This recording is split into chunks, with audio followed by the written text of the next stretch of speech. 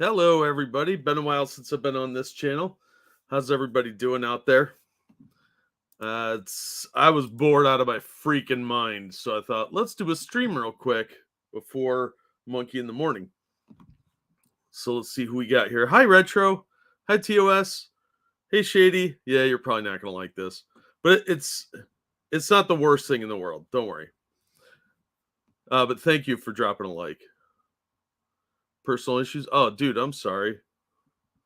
Hey, Evolved. Hi, Mike. Hi, Tyrai. At a BC, how you doing, man? Hey, Viking. No review of this thing. I'm fairly clueless. Yeah. Are you doing a Rumble? No, I will probably upload this on the Bad Comic Reviews Rumble page. Because this one I think is a little important. Normally don't do that across the streams channel with the regular one, but Rumble might be the exception. There's the link if you have a Rumble and you haven't subscribed over there. Hey, Mike.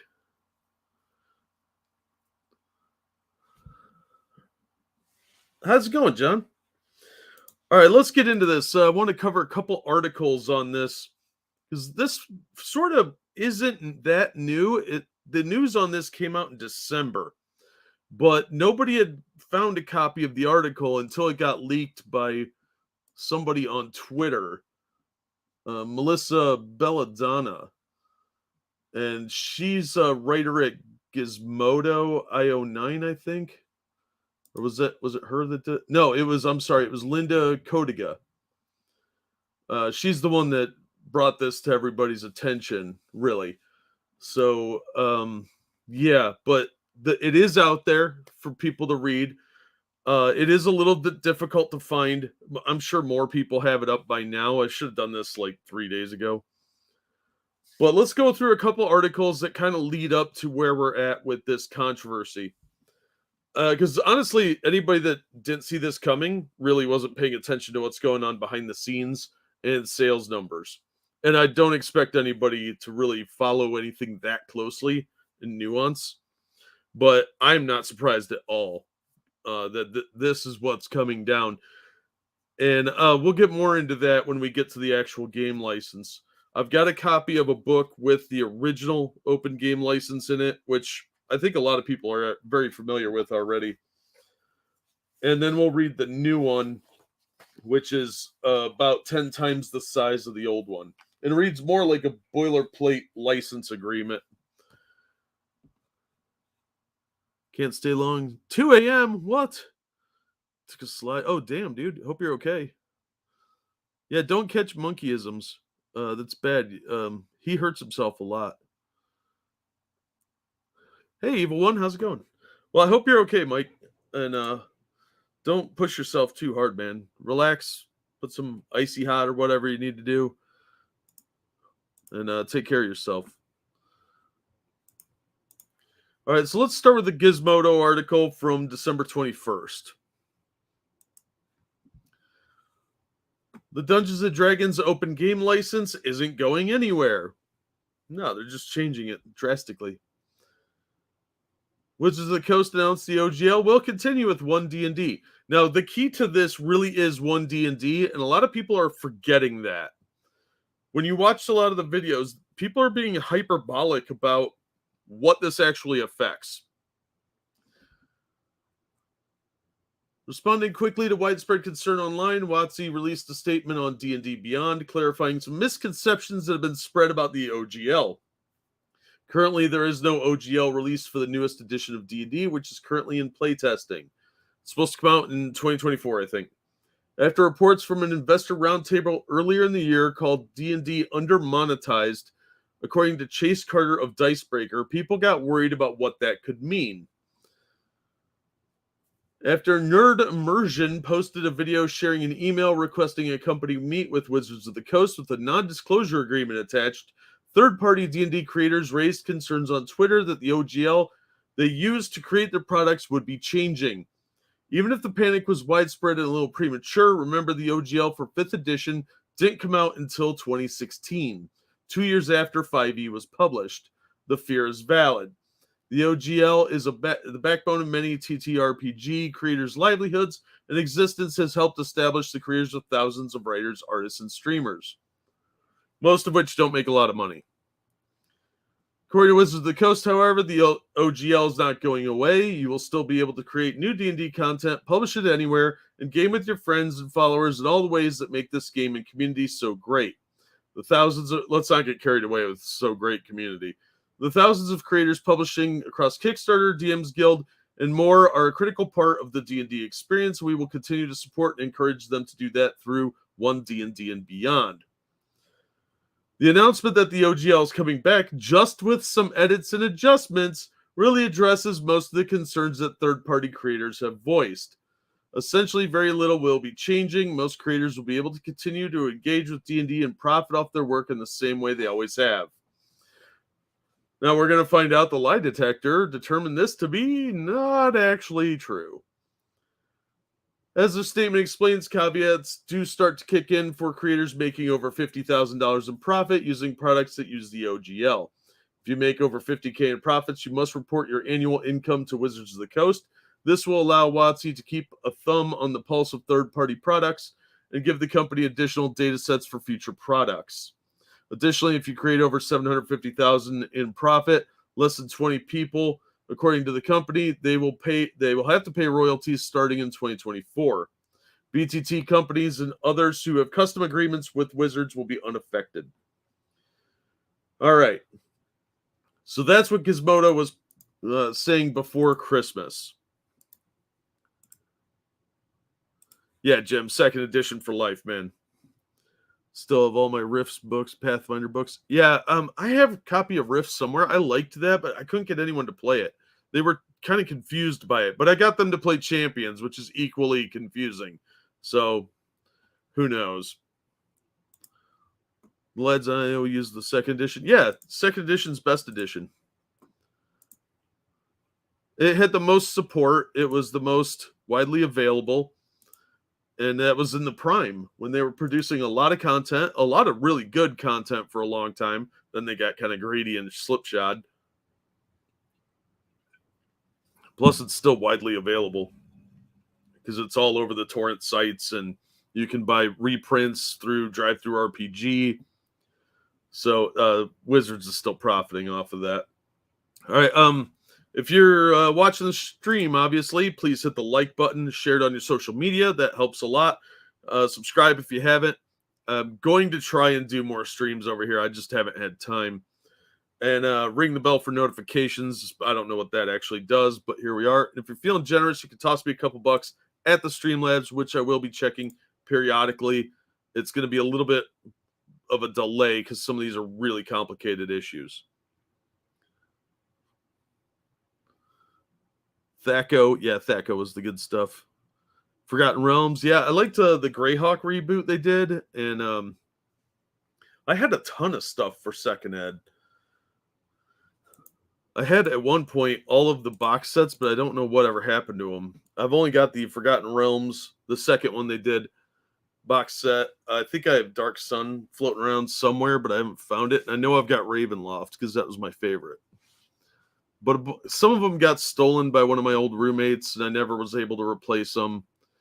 Planescape, I think I sold that one, unfortunately, and I was dumb to do that. I don't remember what happened to the others. All right, so everything starts to really kind of kick off about 5 days ago. And that's when people started really losing their fucking minds. There's a Savage Worlds version of Rifts. Oh, nice. I haven't played Savage Worlds but once. I played Deadlands, where you use the playing cards as initiative. The original Deadlands. I had that. I had a ton of D&D or RPG stuff back in the day. Tons of it. A lot of it I only played like once or twice. Hell on Earth, we played that a couple times. That was really fun, where it's just Deadlands in the future. And we played mostly Call of Cthulhu, Hero System, and D&D. But there were a couple others. We played like Played Vampire the Masquerade a couple times. Most of the people that played that were douchebags, though, to us, so we didn't stick around. There was a one that came out before that, though. It was like Night Shift or something like that. It was the precursor to Vampire the Masquerade, and I liked that one better. I actually used to know one of the creators of that game. But I do know Warhammer Fantasy RP 2nd Edition is the best. Yeah, that game was cool too. But we had a short-lived group. D&D mattresses. Do you ever walk in and be like, natural 20?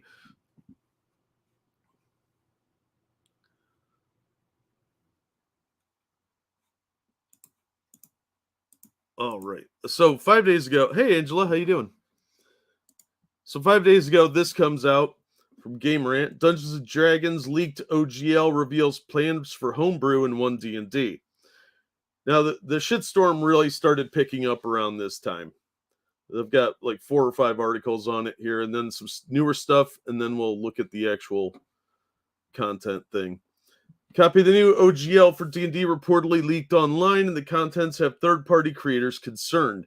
The updated legal document is about 10 times longer than the original and is full of new protections for WotC and restrictions on D&D content creators. The OGL is the legal document that enables D&D players and publishers to create and sell their own content compatible with the RPG's rules. However, recent rumors and statements surrounding 1D&D's take on the OGL had players concerned that Wizards of the Coast was cracking down on third-party publications. The updated OGL, reportedly received by Gizmodo from a reputable source, seems to confirm many of these concerns. So we'll look at this article this lady wrote in a minute.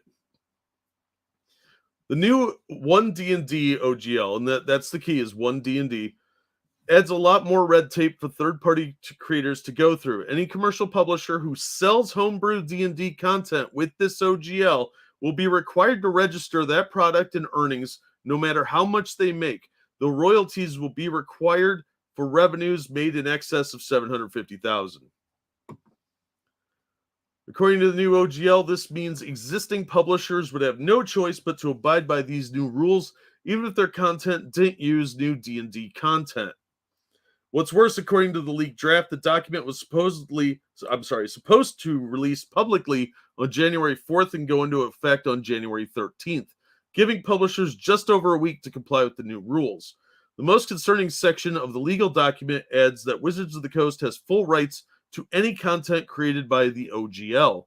This would allow D&D to take any homebrew content and publish it in an official D&D material without permission or compensation to the original creator. Likewise, WotC reserves the right to change, terminate, or revoke the agreement with only a 30-day notice. Again, this sounds more like a licensing agreement, a regular licensing agreement. As one might imagine, third-party publishers are starting to panic about their future with D&D. Many companies are already freezing D&D projects until further word comes out by WotC. Paizo, Pathfinder creator and major competitor for Wizards of the Coast, has not yet commented on the evolving situation. All right, and this is not an official release, although from what I've read of it, if it's a fake, it's a really good one. So that's the article from Game Rant. Hey, Lester, how you doing, man?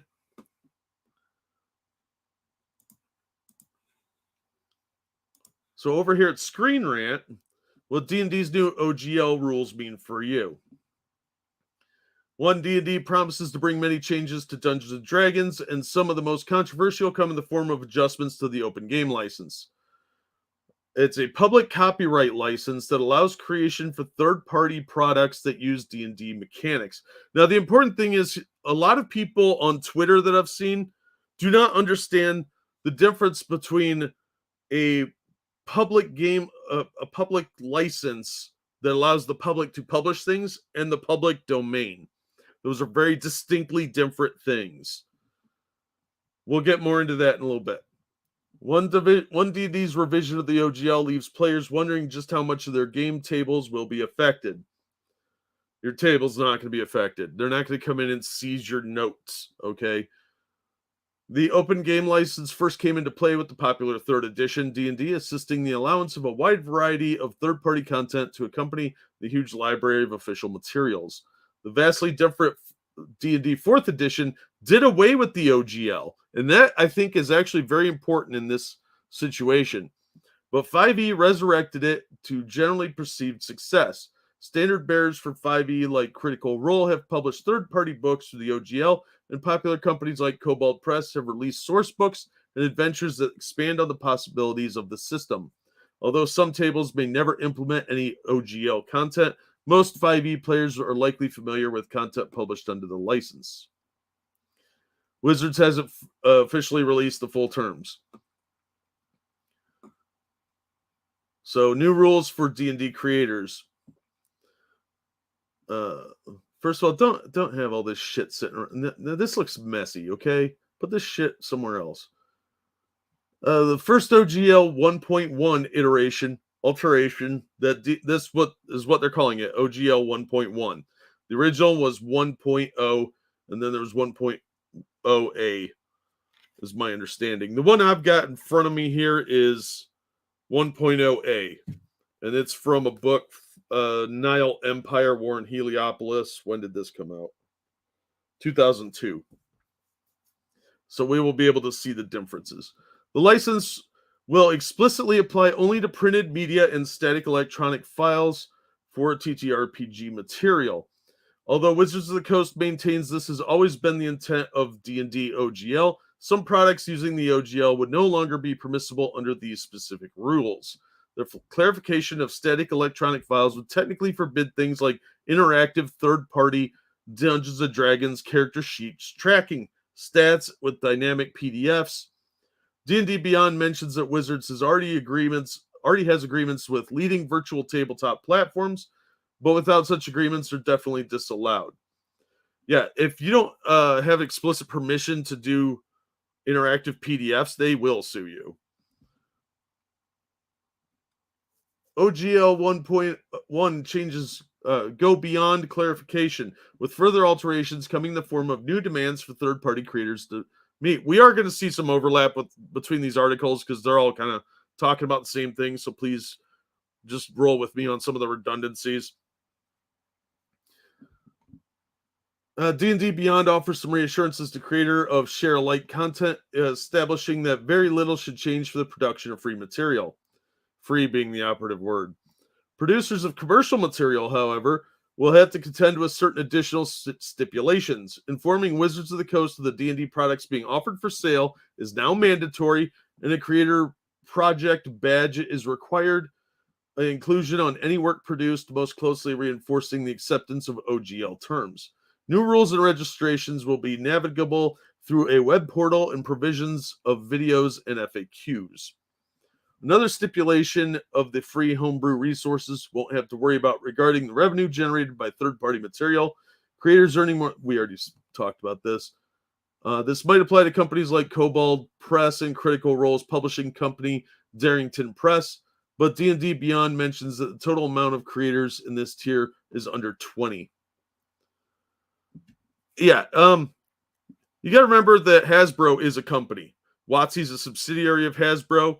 And Hasbro is seeing the success of a lot of these other publishers, and they're wondering why they're not getting a cut. How does one D&D OGL will affect players? According to D&D Beyond, current presentation of OGL 1.1, the average player or DM is unlikely to feel most of the effects in any acute manner. Creators will still be producing a widespread amount of OGL homebrew. Nothing should obstruct sharing most free content online. For commercial content producers working under the OGL, the new system is likely to provide some level of inconvenience, although the degree of inconvenience will not be clear until it's actually rolled out. Remember, this is a leak and not an official release. Critical Role's involved. WotC wants Vox Machina's success. They want a cut of the success. Hey, John, how you doing? Found I don't have the patience for modern players anyway. Yeah, they're a bunch of fucking whiners. I wouldn't play with the majority of people under 40 now because they just fucking cry about shit. They're used to getting their way, and doing a bunch of weird, stupid crap instead of adventuring. Turns into junior drama club, and I'm bored with that. I want to sling some dice and kill monsters. Deepest concerns with OGL 1 might come less from what is known and more from uncertainty of what isn't. There may be other small changes lurking in the new system that could trip up various creators of third-party content for potential final edition of D&D. It's not going to be the final edition. They're calling it one D&D until they come out with another edition. And one post from D&D Beyond isn't enough to answer the scope of possibility of questions about revisions to the OGL. Considering the backlash that OGL 1.1 has already generated, any official reveal for their stipulations would make D&D fans actively resistant to its alterations. Now, one of the problems that I've seen, and I'm probably jumping ahead a little bit, is people like free stuff. And if they feel like you are taking something away from them, I mean, look at the audience they're curating. You have a lot of left-wing people that are used to getting their way.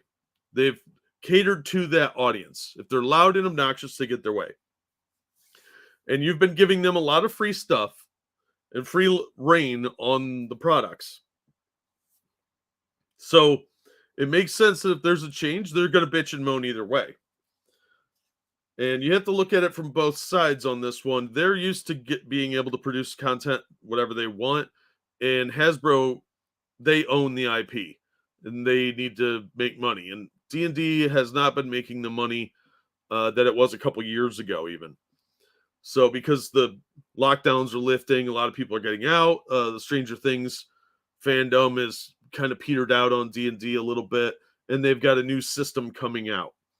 So while it is still pretty popular in the pseudo-nerd circle, they've chased off the older fans that would religiously buy stuff either way. And now they're left with this hyperactive community that expects lots of handouts and free shit. So I think you're going to see more and more of this. They're flipping out on Twitter, especially. It's hilarious. By year's end, Critical Role will be sued and will take over the Vox Machina story and all its merch. I don't doubt that is a really strong possibility. Have a good one, Tyray. I think you're going to see a lot of people get sued out of this. Now Wizards has been really quiet about all this. Here's an article from the CBR. We're just going to skip it. It's pretty redundant. So they've been on radio silence because of the backlash, and it wouldn't surprise me if this was intentionally leaked specifically to see the reaction, because it's the Overton window. The Overton window says you do something insanely extreme and then people freak out and then you dial it back just a little bit. So it's still much further along than it was, but not quite as far as you just did. And people will be like, oh, okay, that works. You're dumb. And they'll accept a lot of massive changes, but not to the extreme that you went. And I think that's what is really afoot here. This was a test run to see reaction. But it's still a working draft anyway, so it's probably not the end solution. The end solution might be actually a lot worse. All right, let's go to Gizmodo and talk about this article that kicked this whole nonsense off. Dungeons & Dragons' new license tightens its grip on competition. The new D&D open game license document, which allows a vast group of independent publishers to use the basic game rules created by D&D owner Wizards of the Coast. Now, see, that's very misleading. A lot of people don't seem to understand copyright law. Now, as some of you know, I was involved in a copyright lawsuit as a plaintiff many, many years ago, back in 2003, which I'm still paying for, by the way, and the guy retired. My lawyer retired, and I'm still paying him. Because, by the way, for those of you that don't know, copyright and trademark attorneys are insanely expensive because it's an incredibly specialized field. It's like hiring an accountant. They're not cheap. Just to get in the door of federal court is going to cost you $50,000. In legal expenses, filing fees, and all the other bullshit associated with it. It is ridiculous. It's actually probably more than that now. And if you aren't asking for at least $75,000 in damages, it's probably going to get tossed out.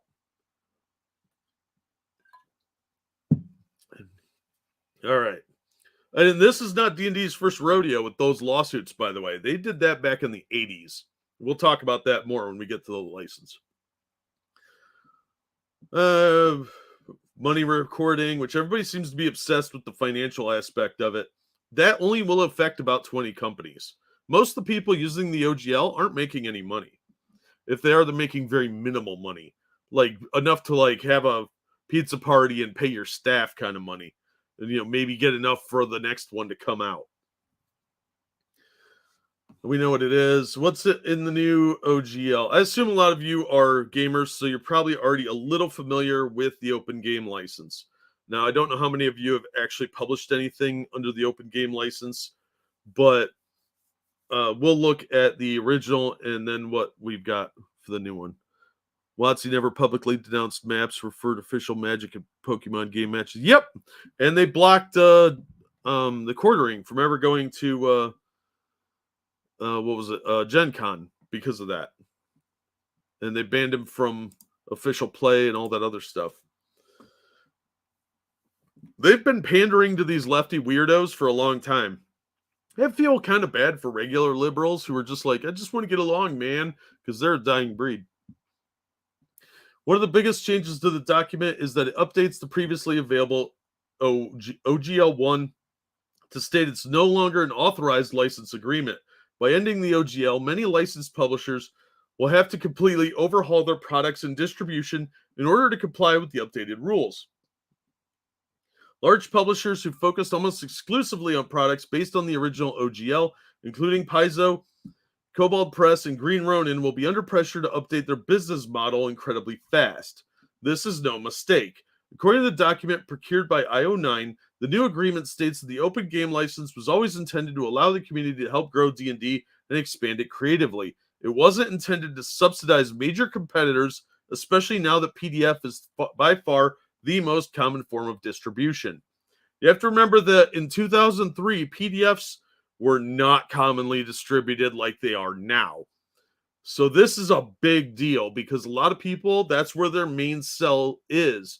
You go to like Paizo and Green Ronin, go to Drive-Thru RPG and buy their stuff. That's the majority of their sales. Not a lot of people are getting the hard covers. The sentiment is reiterated later in the document. The OGL, blah, blah, blah. Just read that.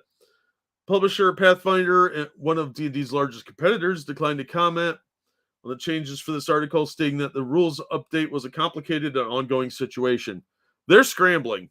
Paizo is not in that good a condition that they could withstand a lawsuit from Hasbro. I know that's going to piss a lot of people off hearing that, but they can't. Yeah, they took his electronic stuff, yeah. Paizo is not going to be able to withstand a lawsuit from Hasbro. Hasbro has good lawyers, but if they continue to publish material that goes against the new terms of service, because that's really what this is, they're going to get sued, even if they win. My phone's ringing. Even if they were to win, they still would lose because it's going to cost them so much money. What happened to the original OGL? The original OGL granted perpetual worldwide non-exclusive license to the open game content, commonly called the System Resource Document. That's the SRD. And directed the licensee may use any authorized version of this license to copy, modify, and distribute any open game content originally distributed under any version of this license. Well, this license is OGL 1. Not 1.1. But the updated OGL says that this agreement is an update to the previously available OGL 1.0A, which is no longer an authorized license agreement. It's basically a terms of service update, is how they're treating this. Because their argument's going to be technology has changed, the way things are done has changed, the way the game is played has changed. And the other ones are, the old agreement is obsolete. The new document clarifies further in the warranties section that this agreement governs your use of the licensed content, and unless otherwise stated in this agreement, any prior agreements between us and you are no longer in force. According to attorneys consulted for this article, the new language may indicate WotC is rendering any future use of the original OGL void and asserting that if anyone wants to continue to use open game content of any kind, they will need to abide by the terms of the updated OGL, which is a far more restrictive agreement than the original OGL. Wizards of the Coast declined to clarify if this is the case. Hey, tall person. No, I'm not on Paizo's side anymore. They're just as scummy as Wizards, quite honestly. They've been pandering to the woke crowd, too. This makes me sad more than it pisses me off. I fucking love Starfinder. Yeah. Jack's lady friend calling me midstream. No, it was one of my old college buddies. I think he's probably watching the stream. I don't think WotC's slate release of Magic the Gathering was bad enough. They need to scrape every dollar they could like this. Yeah, they're desperate. And they did have a hit piece come out because of their Magic the Gathering card fluff that they keep churning out. They have a ton of releases slated, including some D&D crossovers.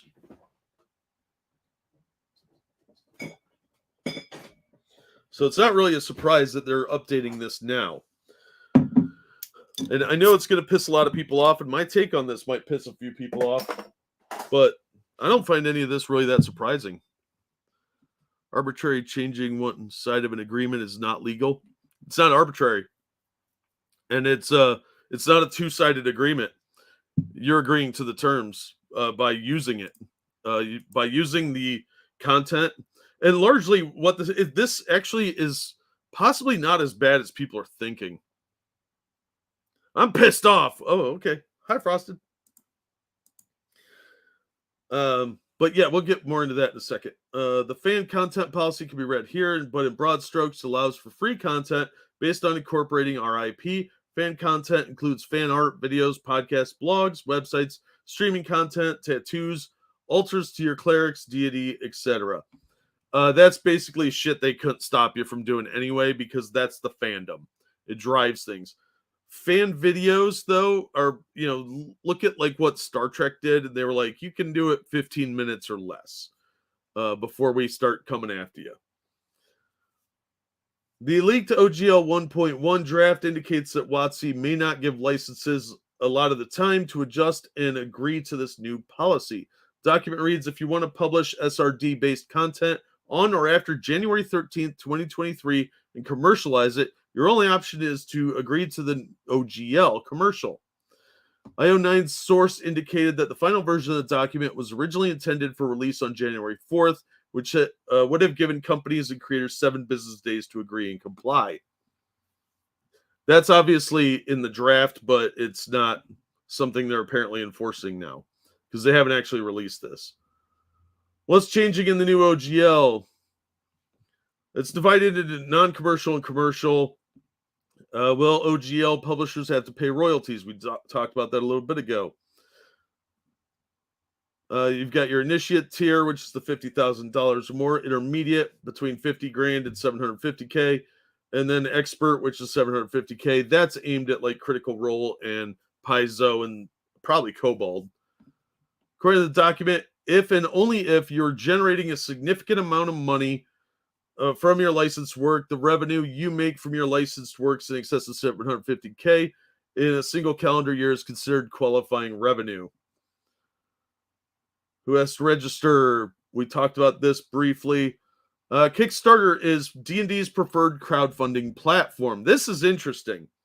Online crowdfunding is a new phenomenon since the original OGL was created, and the new license attempts to address how and where these crowdfunding fundraising campaigns can take place.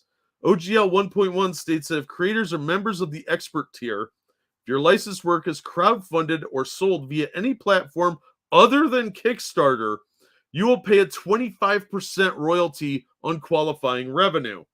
And 25% of $750K profit is a big chunk of change. And if your licensed work is crowdfunded on Kickstarter, our preferred crowdfunding platform, you will only pay a 20% royalty. Oh, that's damn nice of them. Hey, Nightmare. Just got here, saw the title and couldn't resist. Also, didn't Critical Role leave D&D over this?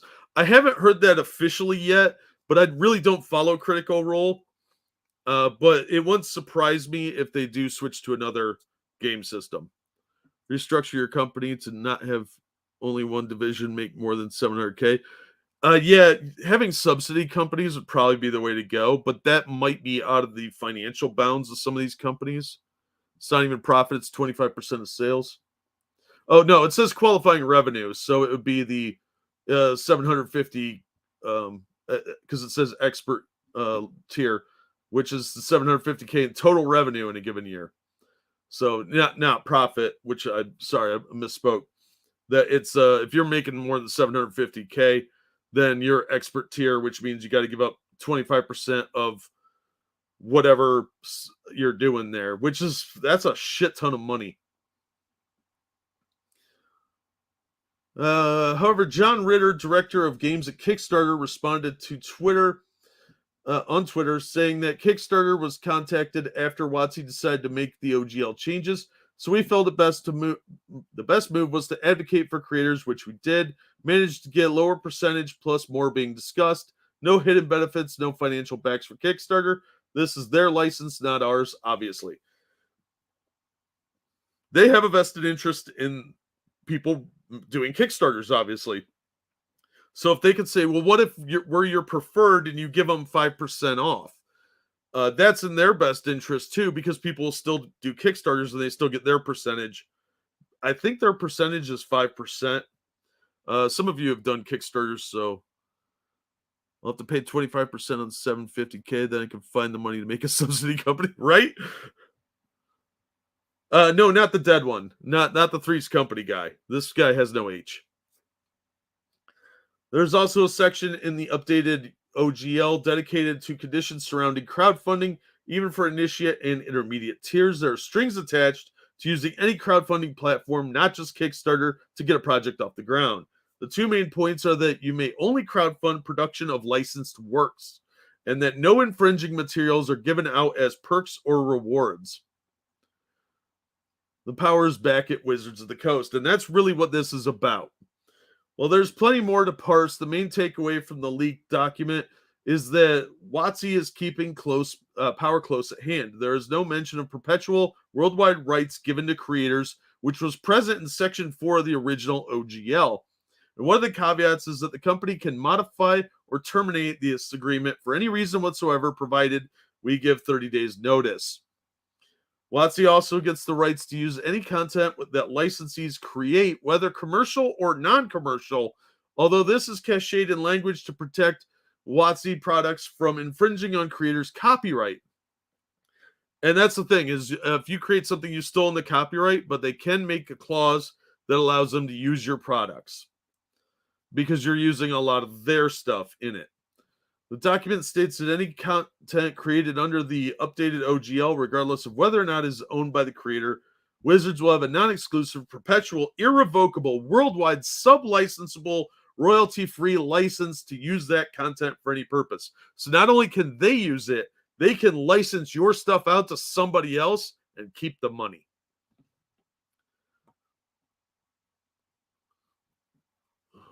There's a lot of implications of this extended policy and the RAM, blah, blah, blah, puffing.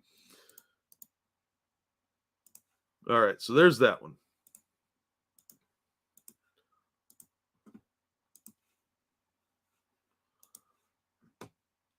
All right, so the system reference document that they're talking about is actually on the website for Dungeons & Dragons, dnd.wizards.com. And it really goes into different things here, like activity. I want to design content using the 5th edition rules for D&D, OGL, and DM's Guild, and it specifies which ones you can do and which ones you can't do. And then there's like various updates, like Eldritch. For example, the Eldritch Blast cantrip is essential to many Warlock abilities. This is now part of the SRD. So whenever they do like rules updates and stuff like that, they add them in here as needed. Now, what a lot of people don't seem to understand is that this type of thing has been litigated in the past. There is actual legal precedent for board games and role-playing games, specifically Dungeons & Dragons, of what they can and can't do. This is the part that fucks me up. Oh, don't worry. We'll parse the legalese. Now, other people have been putting out more articles lately, and they're really redundant for the most part. Polygon put out an article here, but this is really kind of just rehashing what we already looked at. So I'm just going to drop the links for these if you want to read them later. D&D's stricter licensing rules might impact some beloved RPGs. No, not really, because they're all effectively Dungeons and Dragons. Glad I'm switching to Pathfinder since they're making their own system. A lot of people seem to be going in that direction. All right, so here's some legal information. This is the SRD, as it is from WotC's, and it's just updated, like talking about what's updated, and this covers things that you can and can't use, that sort of thing. Contributor credits. This is very similar to the open game license, but it's more for like D&D Beyond, that sort of thing. So it does have the open game license in here, but it also tells you races, racial traits, things like that. Dwarf traits. Fuck dwarves. Fuck those hill people. Elves, halflings. Interestingly, halflings comes from Lord of the Rings. Dragonborn humans. This is all stuff that you can use under their open game license. Now, what people forget is that you don't actually have to use the open game license to make gaming supplements. There are other people that have open game licenses, and a lot of people are going to be making their own systems. Whether they have open game license or not, who knows? But Cobalt Press announced they are doing their own system that's going to be released soon. Cobalt Press will release its current Kickstarter projects as planned, including Campaign Builder, which is already backed, already printed on its way to backers. In particular, Deep Magic Volume 2 will remain fully compatible with the 5e rules. We are working on our VTT partners to maintain support for digital platforms. But looking ahead, it becomes even more important that our actions represent our values. While we wait to see what the future holds, we are moving forward with clear-eyed work on a new core fantasy tabletop rule set. Available, open, and subscription-free for those who love it. Codename Project Black Flag. I suspect Green Ronin and Paizo are going to do the same thing. Paizo's already kind of said that. And they're not going to have a choice because theirs is very, very heavily based on D&D 3.5. Now, Wizards did have a fan policy that went into effect in 2017. And that's right here, fan content policy. And this is mostly about like videos and podcasts and shit like that. Don't use Wizards logos and trademarks. That's a given. Don't mess with legal notices in our stuff. Don't use Wizards IP in other games. Don't use Wizards video or music in your fan content. No bad stuff. There are people that are publishing stuff for D&D that is way out of the realm of stuff they're going to want. What's that one? There's one company that was producing some really fucked up like sex shit. Let me see if I can find it. Because I've got a couple of their books that I thought looked interesting. It turned out they were like degenerate, like chicks getting forced and stuff like that. It was pretty messed up.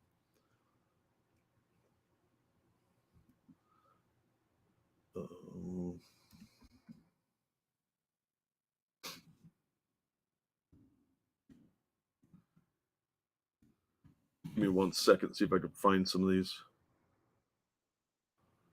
Because there's a lot of stuff out there already that isn't WotC created. I can't find it. I should have pulled it up earlier. Go on. Yeah, it was like purple something. Was the like Purple Dragon or something like that was the name of the books.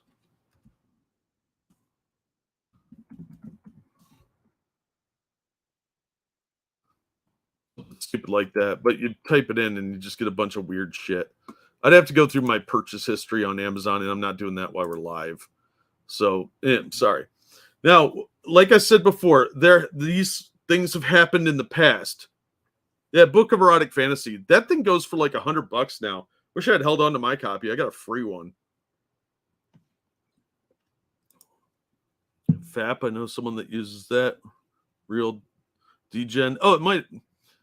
Was it FAP? Because there's a couple of them that are like different systems too.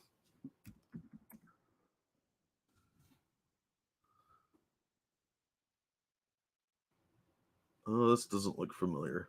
Oh, found some GURPS stuff. I like GURPS.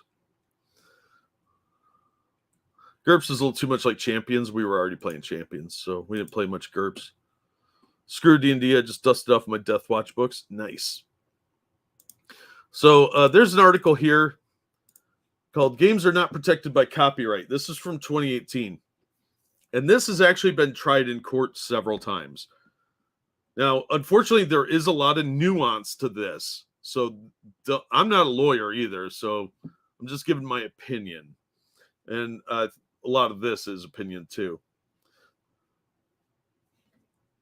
Copyright does not protect the idea for a game, its name or title, or the method or methods for playing it.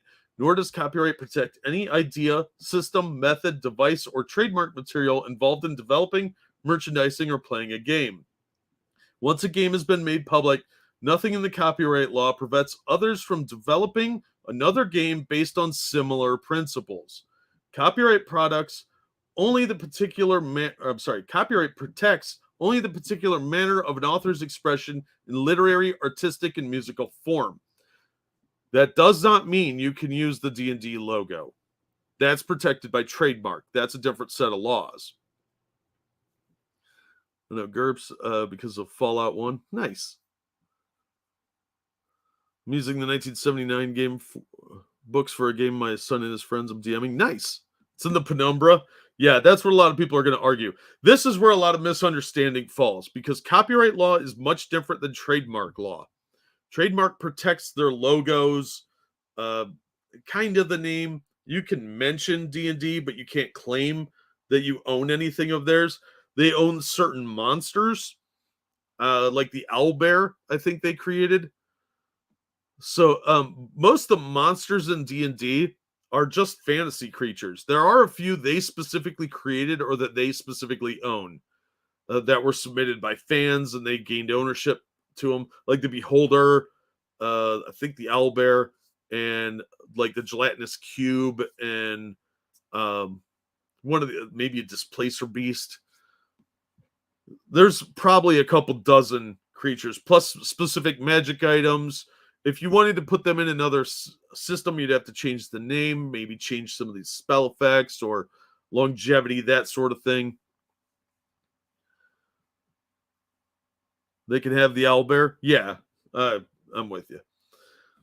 This is the opening paragraph of the FL 108 from the U.S. Copyright Office. There's some confusion that I've run into online regarding 3D printed miniatures for games where there is a concern about being sued for violating the intellectual property rights of companies such as Games Workshop or Wizards of the Coast by creating miniatures for their games without a license. IP rights are copyrights, trademarks, or patents. There isn't any other type. You can't copyright a game only the art or text within it.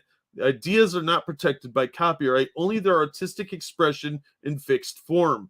Some people think that the rules, the game mechanics, are protected since they are within the copyright rulebook, but that aspect of the work is specifically not protected by copyright. This came up a few years ago when a board game company tried to sue a Chinese manufacturer for copying their rules. Now, they could copy the mechanics, but not the specific linguistics of it, which is why you need a copyright attorney before you do any of this shit. Like a magical ring that will rule all others. Well, it depends on how you word it. Yeah, Mind Flayer was one of them too.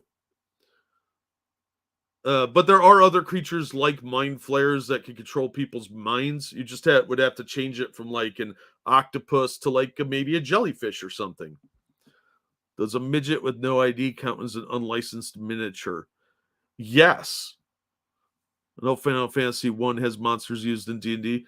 Yeah, because a lot of monsters are basically public domain, like goblins, um, stuff like that. And if you call them different names and have them as similar, you're dancing on a knife's edge sometimes. In no case does copyright protection for an original work of authorship extend to any idea, procedure, process, system, method of operation, concept, principle, or discovery, regardless of the form in which it is described, explained, illustrated, or embodied in such work. This is from a ruling on a cloned tabletop game, which is what I was just talking about, where the judge ruled summarily that there was no infringement. The artwork and story can be protected by copyright rule. Copyright. The rules cannot. That's a bit of a misleading statement because the expression of the rules and how they function is protected, but the actual rule, like if you want to use Thaco to hit armor class 0, you just have to rename everything. You can't call it Thaco. That's a word that specifically was used in Dungeons and Dragons, but you could call it something else and use the same numerical equation. I know that's really parsing hairs, but that's the legal system. The issue came up in 2011 when an artist created 3D printable versions of pieces for the game Settlers of Catan and made them available on Thingsverse. The 3D printed tiles are not based on the printed tiles from the game, which would make them derivative work. So they're perfectly legal in regards to copyright. That's not necessarily true. It depends on the judge and how well they understand what you're doing. If they're obviously different, that's different. But derivative works are sometimes protected. It's a matter of how similar they are. So that's where you get in real legal trouble because you're literally rolling the dice with a judge. And if they understand what your differences are and how they call it confusingly similar. Hey, Twisted, how's it going? Thaco doesn't exist anymore. Wizards killed it. Yeah, but they still technically can claim it as theirs because they're reprinting those old books through Drive-Thru RPG, which is what they're doing with the expired TSR trademark now that they're suing the new TSR. Trademarks are a different type of intellectual property. This identifies the source of a product or service. Games Workshop has a trademark on the term Space Marine as the name of a product. So, like, yeah, here's a copy of the old Space Marine, then Epic Space Marine, Epic 40K, Titan Legions, and Adeptus Titanicus. If you want to use those, these are probably still trademarked. I'm almost positive Space Marine is. Adeptus Titanicus, I think they did bring that one back. Epic 40K, I don't know if they still own that, but I would bet they do. Because filing for trademark is really not that expensive. Been on G1 Transformers kick lately. Oh, nice. The trademark, the word mark, identifies Space Marine as a product of Games Workshop. The trademark identifies the source of the product, specifically the tabletop war game. It does not mean Games Workshop owns the word, except as the name of a game. So you can like write fan fiction or fiction using Space Marines, but they better not be described looking like this motherfucker, or you're going to get sued because they're litigious as shit. The actual miniatures and illustrations from the codexes are protected by copyrights. To create your own version of these pieces is based on them would be a derivative work, a violation of copyright. So if you have anything that looks like this, you're getting sued because this is a unique look and they have it protected. However, there's nothing preventing an artist from creating miniatures intended to be used as Space Marines, which is why you see miniatures from third parties such as Skeeber Miniatures, which look similar, but they're different enough. Notice this has like the wings up here and they're not having helmets on. The armor looks slightly different. It's got different design features on it, different style of weapons. There's enough difference that they're likely going to win their suit if they get sued, if they can hold out. As long as your sculpture is original and not based on a copyright drawing or painting, it is not or the miniature for that matter. It is not a violation of anyone's intellectual property. As stated above, games are not protected under copyright. There is an open gaming movement, which I have an issue with. The copyright holder granting you a license to use those rules to make your own content. Wizards of the Coast started this with their D20 system to encourage third parties to create the content that was compatible with their game. They also required you to reprint the open game license in your book so you could use the like D20 logo, because it had the white background that said D20 on it and the word system underneath in red. If you wanted to use that, you had to agree to the terms of their open game license. It's called Marine Spirine. But game rules are not protected by copyrights. There's no need for permissions at all. And it depends, because if you want to use the D20 logo, you had to agree to it. If you want to mention D&D in here, if you wanted to use the spells that they described, if you wanted to use their specifically owned monsters, then you had to do that. But if you were using generic monsters like, say, kobolds and goblins, orcs you're still dancing online because the Lord of the Rings might come after you. But if you wanted to use like dwarves and elves and shit like that, those are real world creatures or fantasy lore that existed prior to D&D. They don't own them. The OGL license does not grant the right to use Wizards of the Coast copyrighted artwork, so it's essentially granting a license where none is required. Yeah, like I said, I take some issue with that. That's a little misleading. It also creates an illusion of IP rights that don't exist, which is something that Wizards has kind of forgot, is that they don't own role playing. And like I mentioned previously, what races and shit does this cover? Anything you could find in like mythology, you're okay with. But there are some monsters that are protected because Wizards of the Coast, or TSR originally, created them, like the owlbear. A fan created the Beholder, and they acquired the rights for that. Because a lot of times if you enter contests or submit stuff, it specifically says in their wording for the contest and stuff that they own what you send in. And then they can use it. I think the Gelatinous Cube and Displacer Beast and the Mind Flare. So I would be a little careful. This article is not as nuanced as it needed to be that explicit. But like I said before, this sort of thing has happened before. And that is with Mayfair Games in their Rolaids line. Now, Rolaids used the stat blocks from D&D for monsters that, like demons, they did magic items. They did their own magic items. They didn't reprint anything that was done by TSR at the time, but they were fully compatible with Dungeons and Dragons. Like they did, like the Van Richten books before Van Richten. So I'm not logged in here, am I? Okay.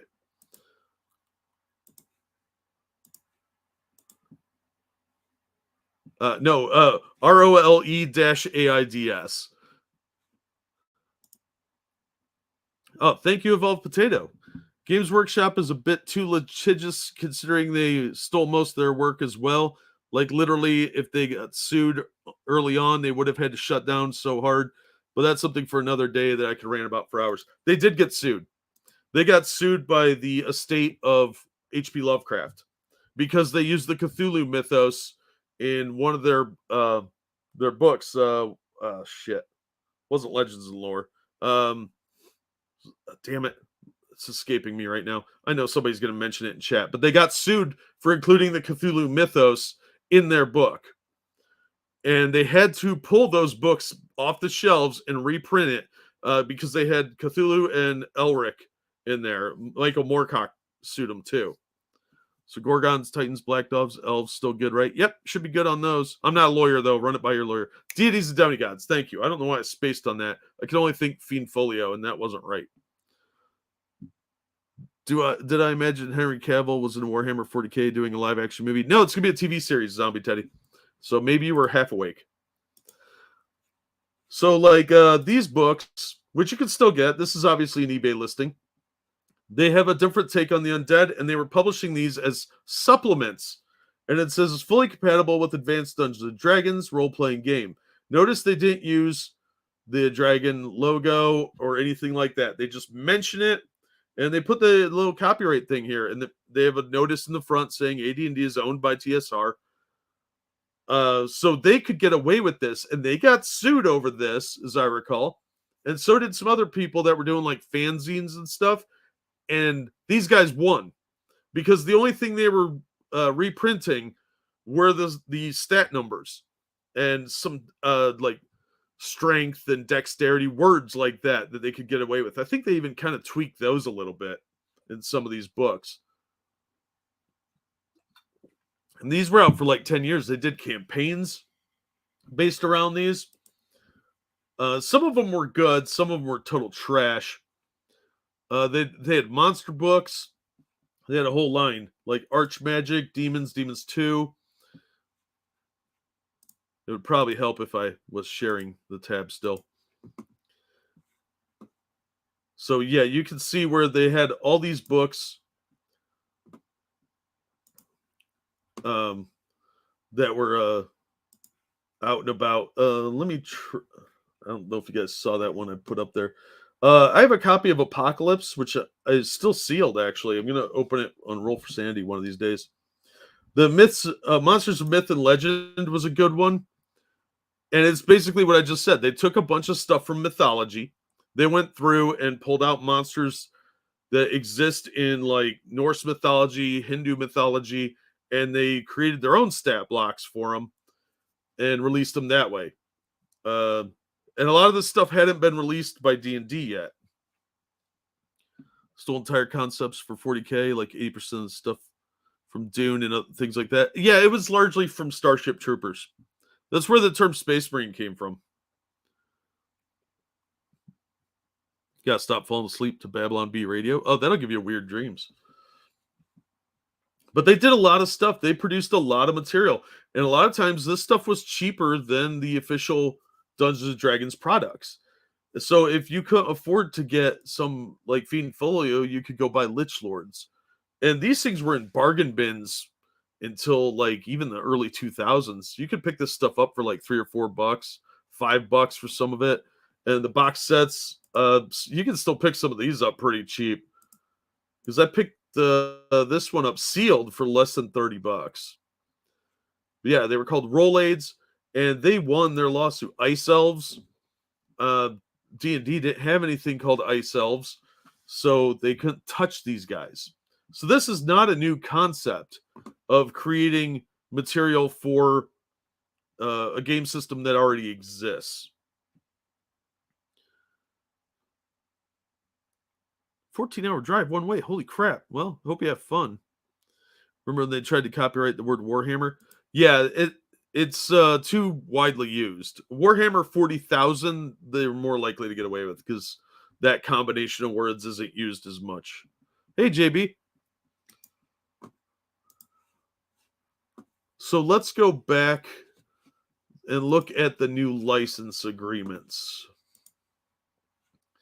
All right, here is a link to the archive of the lady that dropped this stuff.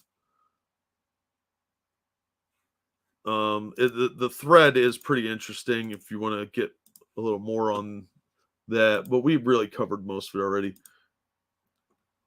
And here's a link to one of the other people that has been talking about this. Hopefully it'll load back up. Come on. Why is my stuff always running so slow?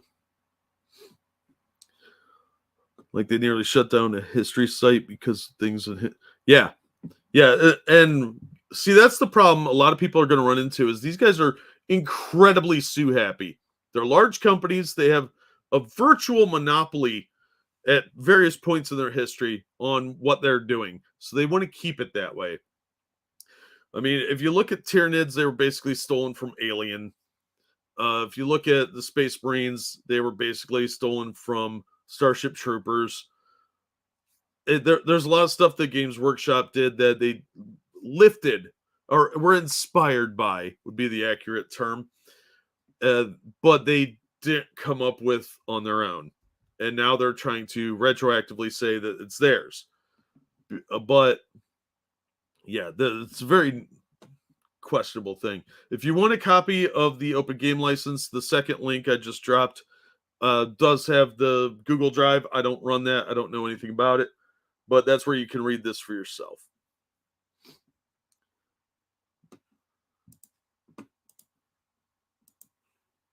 All right, so let's get over to the licensing. Now, let's look at the original license first, which I only have on paper, unfortunately, in hard copy because I'm a weirdo. My voice might get a little muffled because I need new spectacles. Now, the Open Game License version 1.0A, this is really short, so let's see if we can get through it. The following text is the property of Wizards of the Coast, Inc. and is copyright 2000 Wizards of the Coast, all rights reserved. They even claim ownership of their Open Game License agreement writing. Definitions. A. Contributors means the copyright and or trademark owners who have contributed open game content. B. Derivative material. There's a key phrase.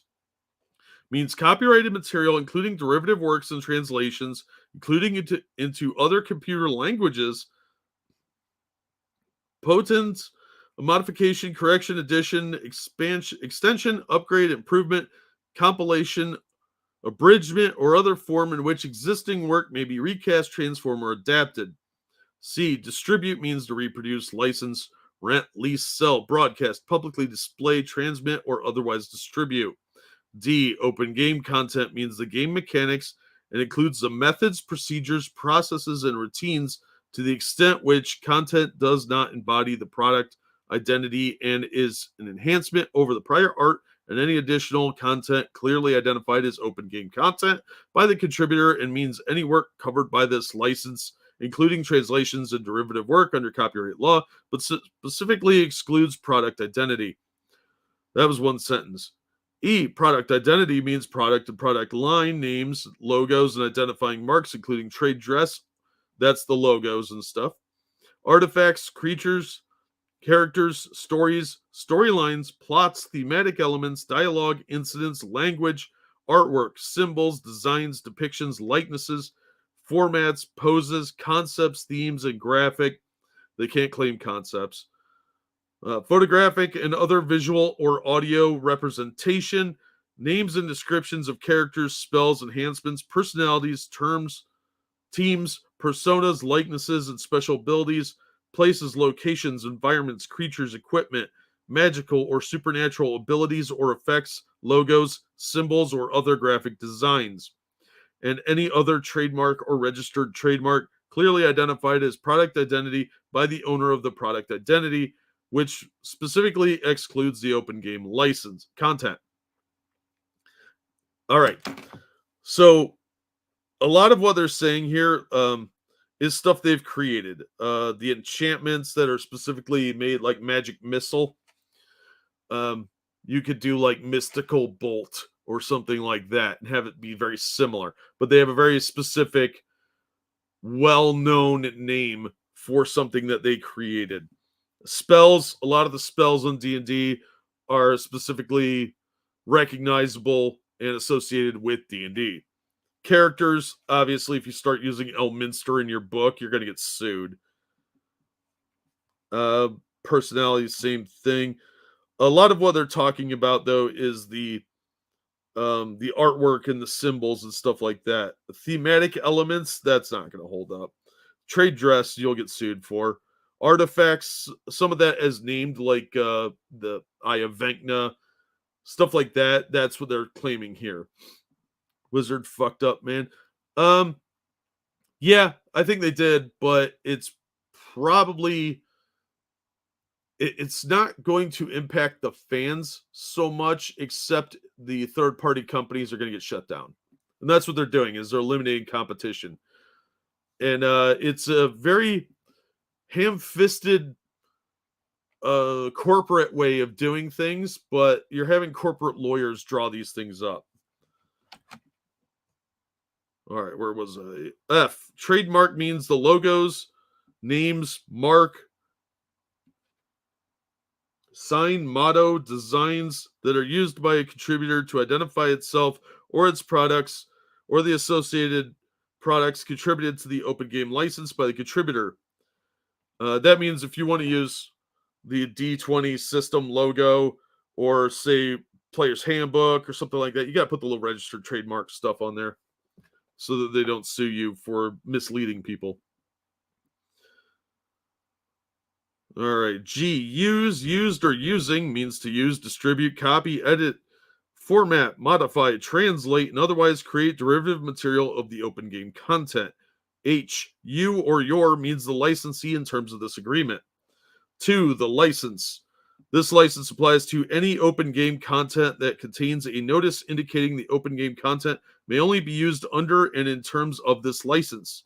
You must affix such a notice to any open game content that you use. No term may be used to or may be added to or subtracted from this license except as described by the license itself. No other terms or conditions may be applied to any open game content distributed using this license. So that's just saying that you have to include this if you are going to be a licensee, unless you want to get sued. This is all legally so they can sue you. It's a cover your ass thing. Number 3, offer an acceptance. By using the open game content, you indicate your acceptance to the terms of this license. 4, grant in consideration. In consideration for agreeing to use this license, the contributors grant you a perpetual worldwide royalty-free, non-exclusive license with the exact terms of the license to use the open game content. Representation of authority to contribute. If you are contributing original material as open game content, you represent that your contributors as your original creation and or you have sufficient rights to grant the rights conveyed by this license. 6, notice of license copyright. You must update the copyright notice portion of this license to include the exact text of the copyright notice of any open game content you are copying, modifying, or distributing. And you must add the title, the copyright date, and the copyright holder's name to the copyright notice for any original open game content you distribute. So that's to prevent people from trying to claim a spell or something that they're using as their own. 7, use of product identity. You agree not to use the product identity, including any indication as to compatibility, except as expressly licensed in another independent agreement with the owner of each element of the product identity. You agree not to indicate compatibility or adaptability with any trademark or registered trademark in conjunction with a work containing open game content, except as expressly licensed in another independent agreement with the owner of such trademark or registered trademark. The use of any product identity in open game content does not constitute a challenge to the ownership of that product identity. The owner of any product identity used in open game content shall retain all rights, title, and interest in and to that product identity. 8, identification. If you distribute open game content, you must clearly indicate which portions of the work that you are distributing are open game content. 9, updating the license. Wizard or its designated agents may publish updated versions of this license. You may use any authorized version of the license to copy, modify, and distribute any open game content originally distributed under any version of this license. And that's key. I think that's the part a lot of people are overlooking, because these open licenses, the one I'm reading, like I said, is from a D20 book from 2003. Nobody gives a shit about 3.5 anymore. I'm sorry. Unless you're playing Pathfinder, and even that's been altered so much over the years. They went more 3.5 and now they're going in a totally different direction. Most of the 3.5 stuff is the past. Most people have moved up to 5. And what they're doing is the new edition is going to be 1 D&D, and that's the one they're pushing. So they're going to have their legal team interpret this as this license applies only to this edition of this book from 2003, which means 3.5. And you're trying to use it to make money off of 1 D&D, you have to agree to the new terms, because this license does not apply to this edition of this book. You need, if you want to update it to 5th edition, or 1 D&D Beyond rather, if you want to adapt it to 1 D&D, you have to agree to the new license, because they say they can modify it. Why would you invest time in a hobby where I'm just going to be hated? Dude, old school D&D players have been asking that for 15 years. This is not new. They've been shitting on their fans for well over a decade. All right, 10, copy of the license. You must include a copy of the license with every copy of the open game content you distribute. 11, use of contributor credits.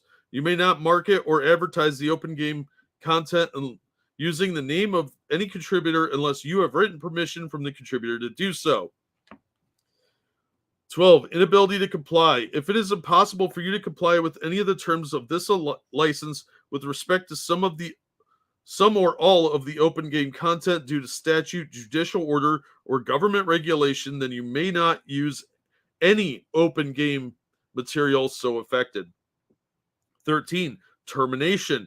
This license will terminate automatically if you fail to comply with all the terms herein and fail to cure such breach within 30 days of becoming aware of the breach. All sub-licenses shall survive the termination of this license. 14, reformation. If any provision of this license is held to be unenforceable, such provisions shall be reinforced only to the extent necessary to make it enforceable. 15, copyright notice. Open Gaming License version 1.0, copyright 2000, Wizards of the Coast Inc. And then it gives the title of this book, which is Nile Empire, Warren Heliopolis, copyright 2002, Avalanche Press. All right, so that's the old gaming license. Now, they did put provisions in there so they could say that that license applies only to this edition of this book, is basically what's going to be argued in court. So let's take a look at the new one. I need a drink. I should be drinking.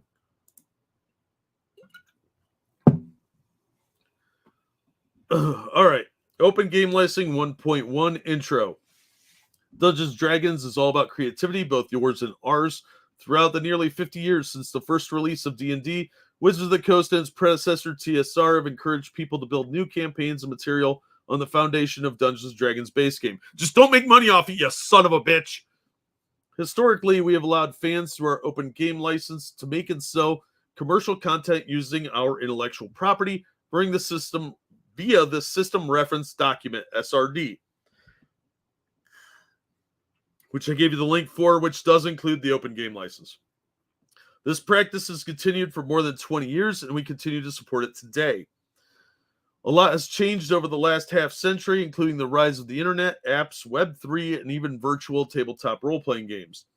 Now in 2023, we are updating the open game license to address some of these new realities and fix some of the loopholes and contradictions that made their way into the open game license during the time since its first release. Yeah, technology has changed. A lot of things have changed since the original. One aspect of that is dividing the old open game license into two pieces. First, a license covering non-commercial uses of SRD content. OGL non-commercial is what they're calling it. And second, a license that applies to commercial uses of SRD content. OGL commercial. So if you just want to make shit, that falls under non-commercial if you're giving it away. As soon as you start making money, it becomes a commercial license. Not a profit, making money. The OGL non-commercial and OGL commercial together make up the updated OGL. This revised license is intended to protect the D&D brand by reducing creator confusion, which is how they're going to sue people, guaranteed. Preventing bad actors from tarnishing it and preventing large businesses from profiting off it without proper checks and balances. That specifically, I think, refers to Paizo, because that's their main competitor, and their main competitor is creating material based off of their own work. So Paizo is using D&D to outsell D&D. The actual license is available through the hyperlinks below. I don't think any of those work. And if you're comfortable with legalese, or somehow actually enjoy reading legalese, nobody does except lawyers, feel free to jump ahead to those links. We've included explanations and examples. I think this is all working stuff. This will get cleaned up because this is just nonsense shit. Here's some FAQ about the new license and its parts. What is non-commercial use of SRD content? If no money or anything else of value, including blowjobs, is changing hands to get access to the things you create using SRD content, that's non-commercial use and is covered by and subject to the terms of the OGL non-commercial. If any form of payment or income for access to your work is involved or is specific to a particular work, even if it's just $1, it's covered by the OGL commercial. License. To be clear, crowdfunding a new project is commercial use. Accepting subscriptions or membership fees or Patreon patrons as a condition of accessing your work is commercial. Accepting voluntary donations via any tipping mechanism or sites that you are providing your content for free, regardless of those tips donations, is not. So if somebody donates to your Streamlabs while you're playing the game or talking about a dungeon or something like that, that counts as income. What we're doing right now is fair use, so fuck them.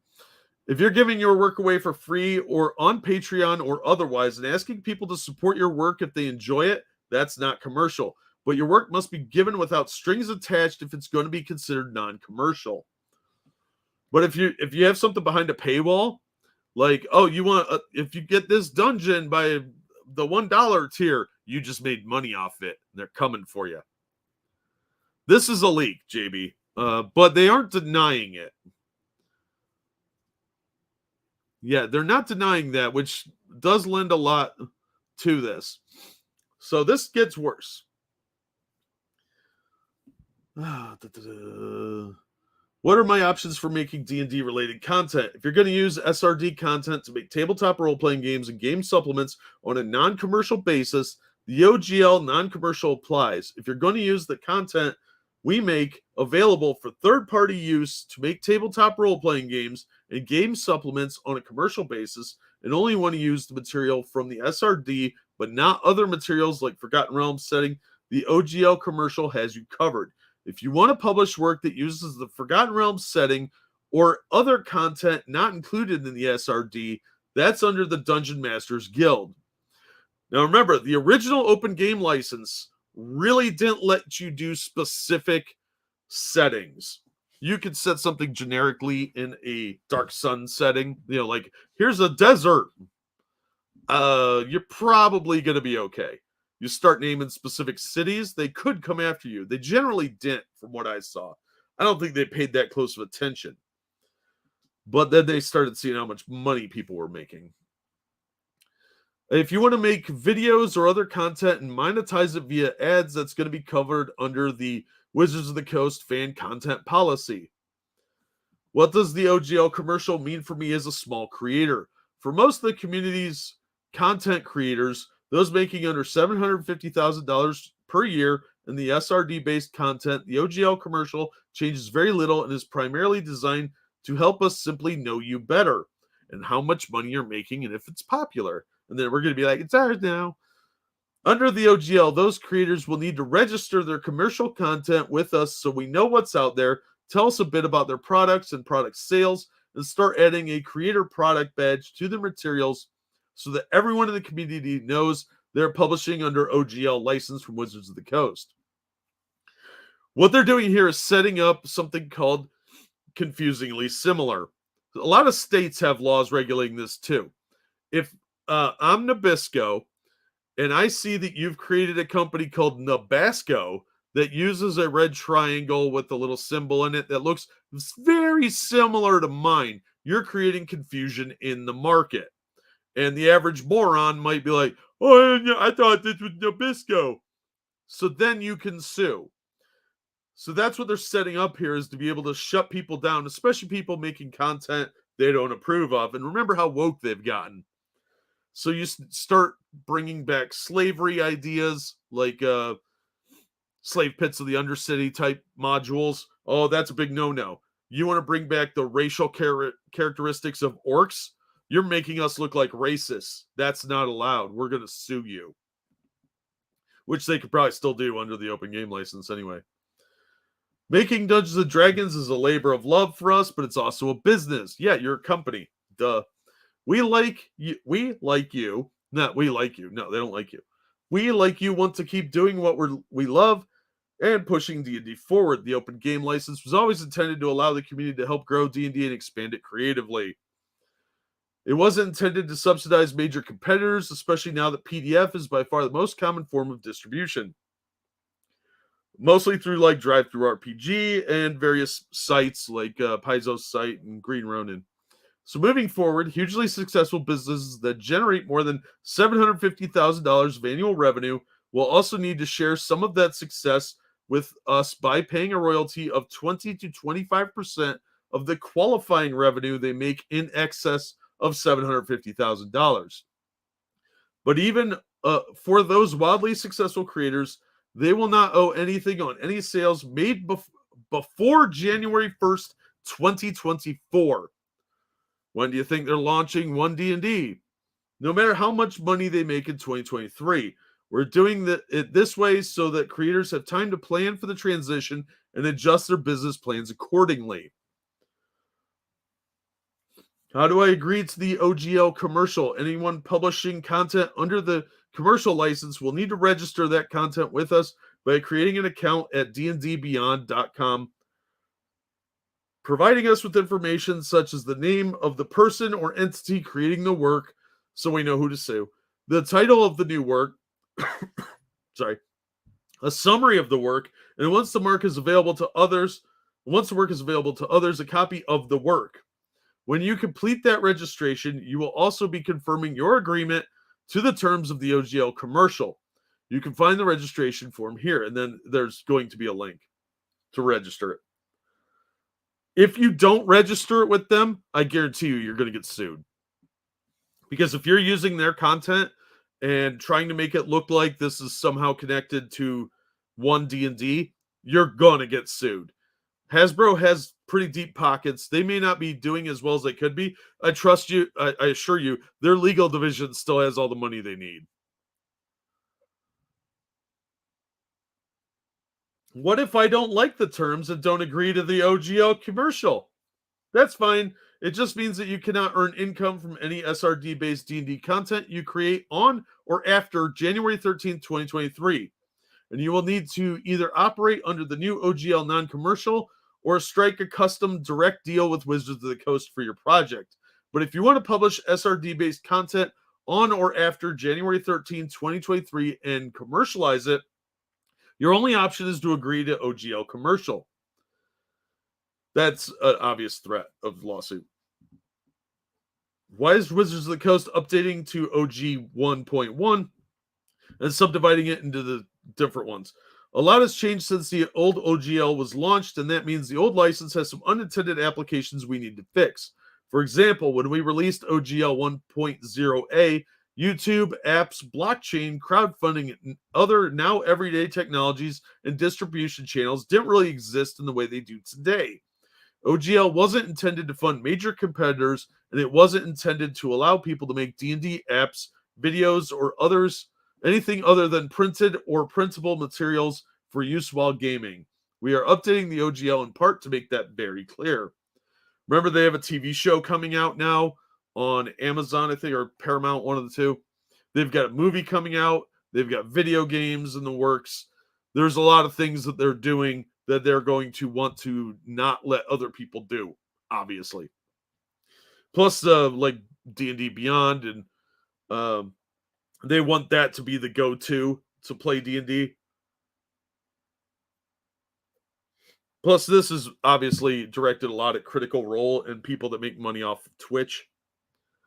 They won't let me big break slavery. No, I'm afraid not. I'm afraid they ascribe to Mr. Lincoln. Labor of love my ass. Oh, they no shit. They love it. They just love money more. They love making money off of it. So yeah.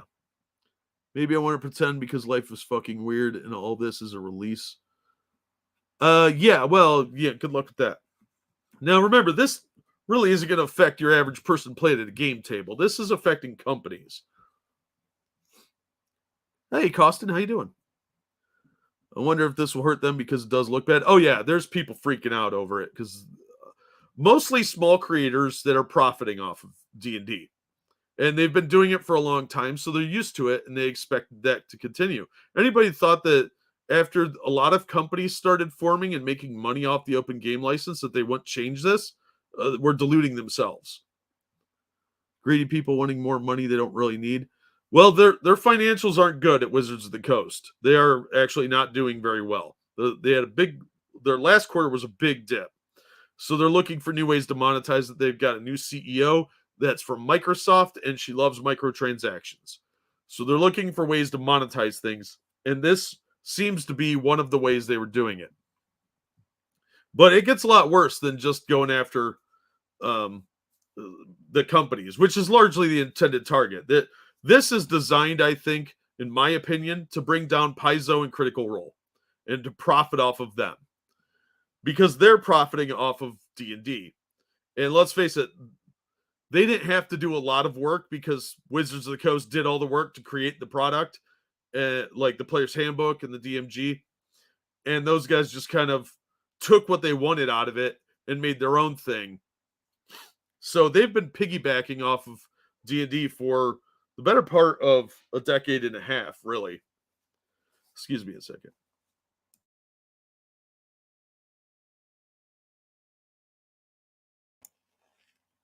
Their wonderful Magic the Gathering crossover books flopped horribly. Yeah, that's the other problem is they're producing a lot of garbage. So the D&D stuff is failing because it's not good. And they're seeing people like Paizo and Green Ronin and Cobalt Press doing things that are making them money. Because they're doing something different that people actually want. Critical Role works with WotC. I think this will just hurt D&D. Most likely. In the long run, it will hurt them, but probably not as much as we all want to think. And I get why they're doing this because they saw how many companies were making, like Green Ronin started out making really like pamphlet stuff. There were a ton of companies when the open game license first came out that sprang up, made one or two modules, and then vanished. The one I read the open game license from is from Avalanche Press. I don't even know if they're still in business. I got this for like $4 at a Goodwill. It's in perfect shape too. It's beautiful. But it's an okay book, but it's not anything to write home about. But again, most of the Wizards of the Coast stuff is along those same lines. Cobalt is starting Project Black Flag because of this leak. Yep, we talked about that a little while ago. Oh yeah, shit. I didn't whore myself. Hold on. If you're enjoying the show, please hit the like button, share it on your social media, and subscribe if you haven't. If you're feeling generous, you can toss me a couple bucks at the Streamlabs link going through the chat now because I'm poor and I'm a fat guy who needs lots of food. All right. Additionally, over time, the old OGL incorporated some confusing and even contradictory provisions. It was also written in fairly dense legal language. Not really.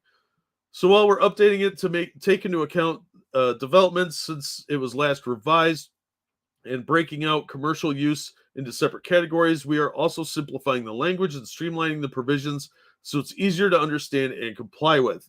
For even more clarity, we've included comments that should help illustrate what the provisions do, which you can access directly by clicking the relevant comment links in the license document. None of those links work, by the way. We strongly believe in the power of creativity, your creativity, not ours, is what they're saying, and the goal of the old OGL, which was to get people to buy their core books. And this new OGL revision in both commercial and non-commercial form in helping our incredible community to build and share campaigns, supplements, and other content that enriches the way we we play D&D. Who can you contact if you need help? Yeah, to be determined.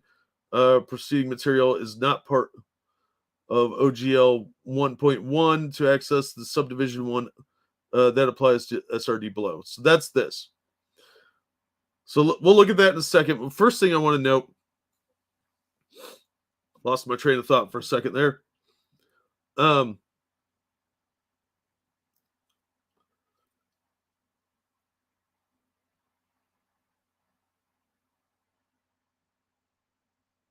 Okay, so one thing that's very important to note is that people are going to say you can't revoke the original license. And that's just not true. Like I said, they're going to argue in court that license, the original license, applied only to that edition of the books, and it's outdated and needs changed. Especially because this is releasing and this is going into effect January 1st, 2024, which means it's largely aimed at 1D&D, which is what they're going to publish. So you have to remember that 4th edition did not have an open game license, and they're going to use that to their advantage. They're going to say the game license that was for 3rd edition and 3.5 applied only to those books. The revised one that they did in the 5th edition applies only to 5th edition stuff. And this new one applies to all the new stuff.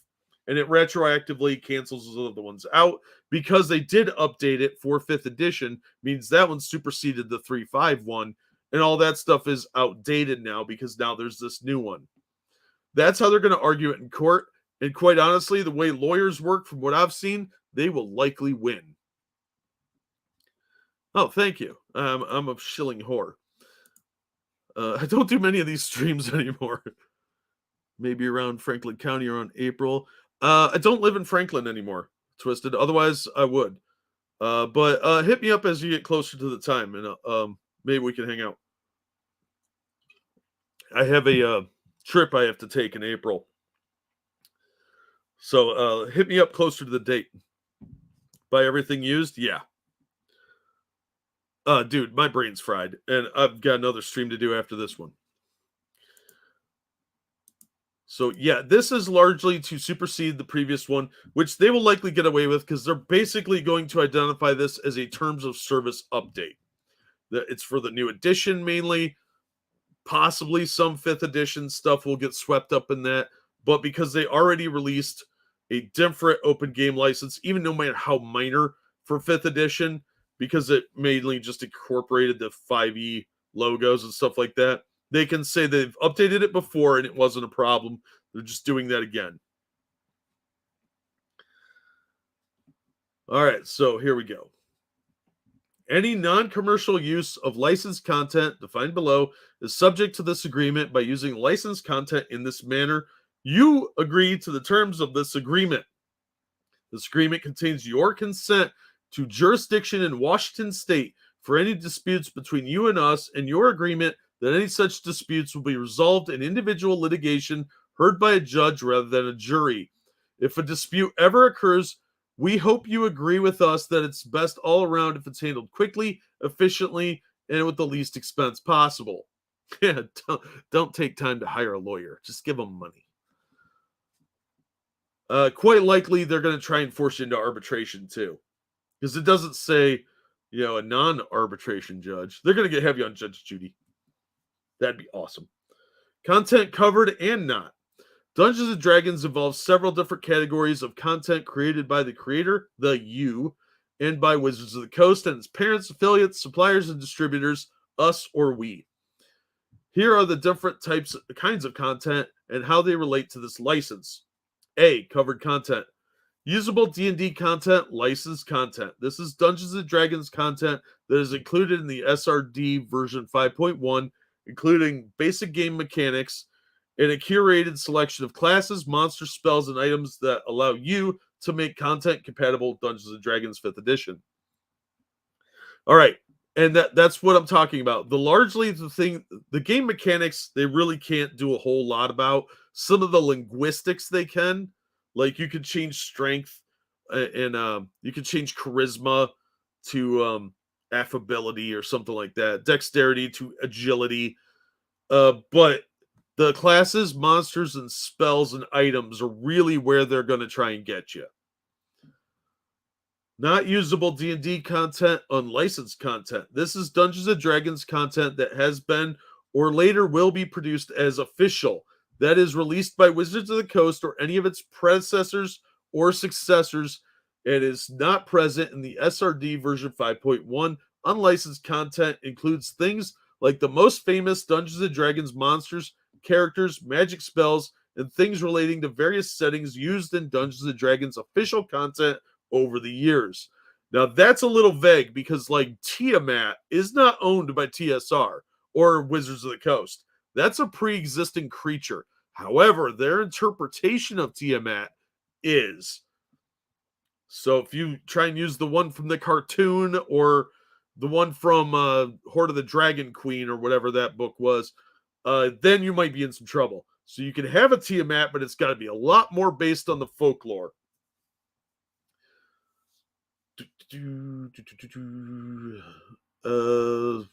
Monsters, characters, magic spells, and things related to various settings in Dungeons & Dragons official content over the years. Yeah, magic spells that are specific to D&D, like Big B's Clenched Fist or Vecna's Ball Sack. Those things are ones they own, so they're going to claim them. Same with like the way they do Ravenloft. You can't use the word Ravenloft. They trademarked that. You probably can't use the way the world is done with the domains and how they can shut that stuff down because that's all in the text. So you have to be very, very careful if you're going to try and get around this. And things related. What the old open game license referred to as product identity. Unlicensed content is not covered by this agreement, and you agree not to use unlicensed content unless your use is specifically authorized by a separate agreement with us. So if you want to set things in Dragonlance or Greyhawk, you have to get their permission. The same with the Ravenloft, Planescape. If you want to do something in Waterdeep and you want to mention Waterdeep, you got to get a different license from them because that is not part of the open game license. If you want to include that content in your work, you must go through the Dungeon Masters Guild or other channels, and it's going to cost you. Your content. There are characters, classes, settings, spells, items, new rules, and other creations that you have crafted. They are your original contributions to works that you want to sell. This license permits you to combine your content with the licensed content and commercially distribute the resulting works. Why wouldn't you just make your own game? B, works covered. This license only applies to materials you create for use in or as role-playing games and as game supplements, and only as printed media and static electronic files such as EPUBs or PDFs. It does not allow distribution of any other form of media. It does not apply to creation of anything else. So no making video games, fucker. No making mobile games. No making apps. Comments. To be clear, OGL non-commercial only allows for creation of role-playing games and supplements in printed media and static electronic file formats. It does not allow for anything else, including but not limited to things like videos, virtual tabletops, or VTT campaigns, computer games, novels, apps, graphic novels, music, songs, dances, and pantomimes. No shadow plays, fuckers. You may engage in these activities only to the extent allowed under the Wizards of the Coast fan content policy or separately agreed to between you and us.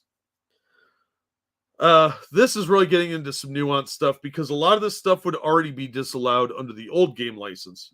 If you want to write a book about your character being in Waterdeep, you were going to get sued anyway because that's a no.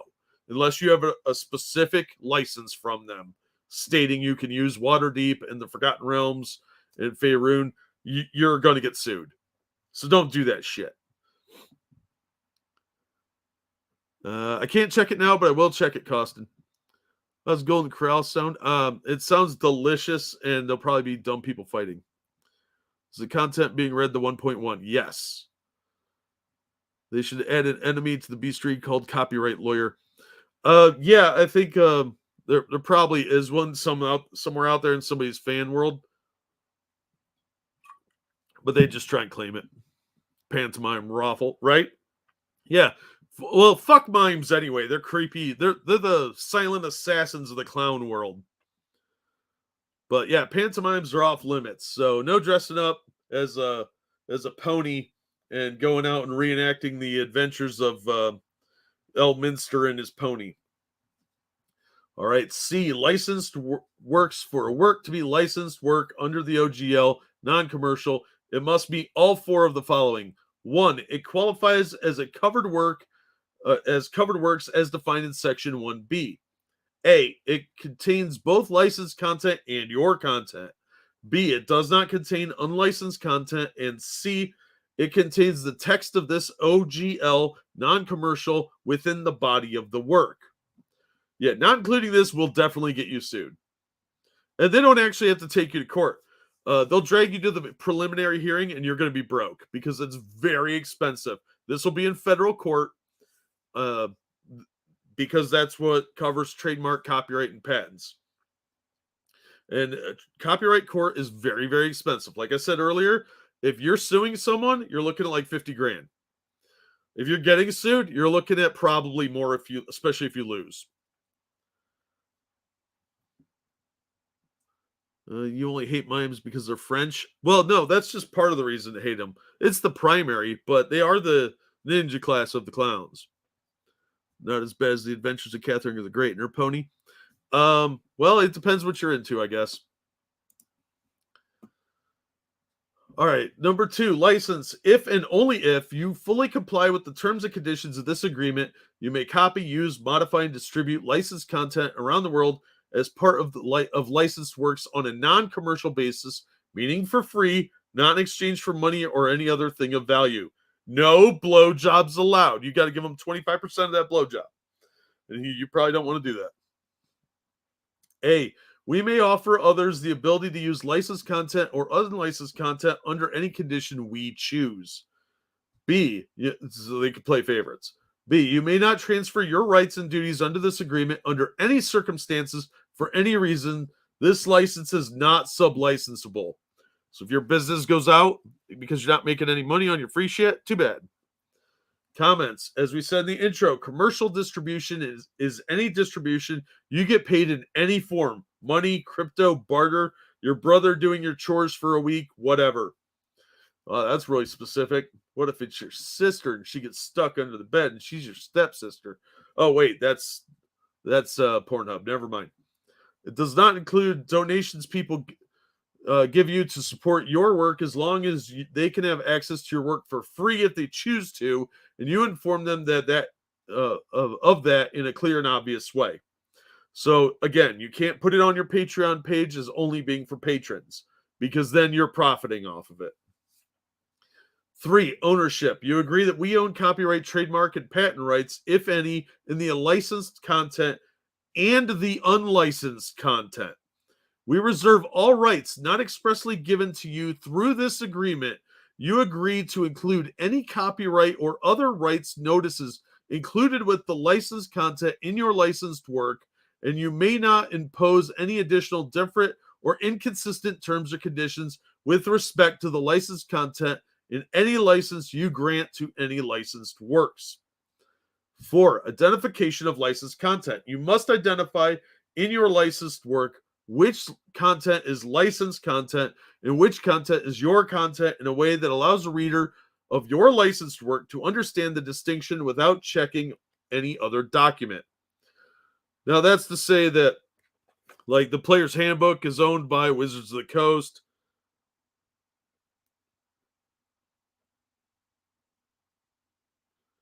So like the D20 system logo was trademark. You had to mention that on the title page, that sort of thing. Used according to the open game license, etc. So anything that you use from the Player's Handbook should probably be noted, like Dark Elves, or not Dark Elves, Mind Flayers are owned by Wizards of the Coast. Because any little thing you do can get you sued if they don't like you. You're doing too well, oh, they'll just come over and shut your shit down.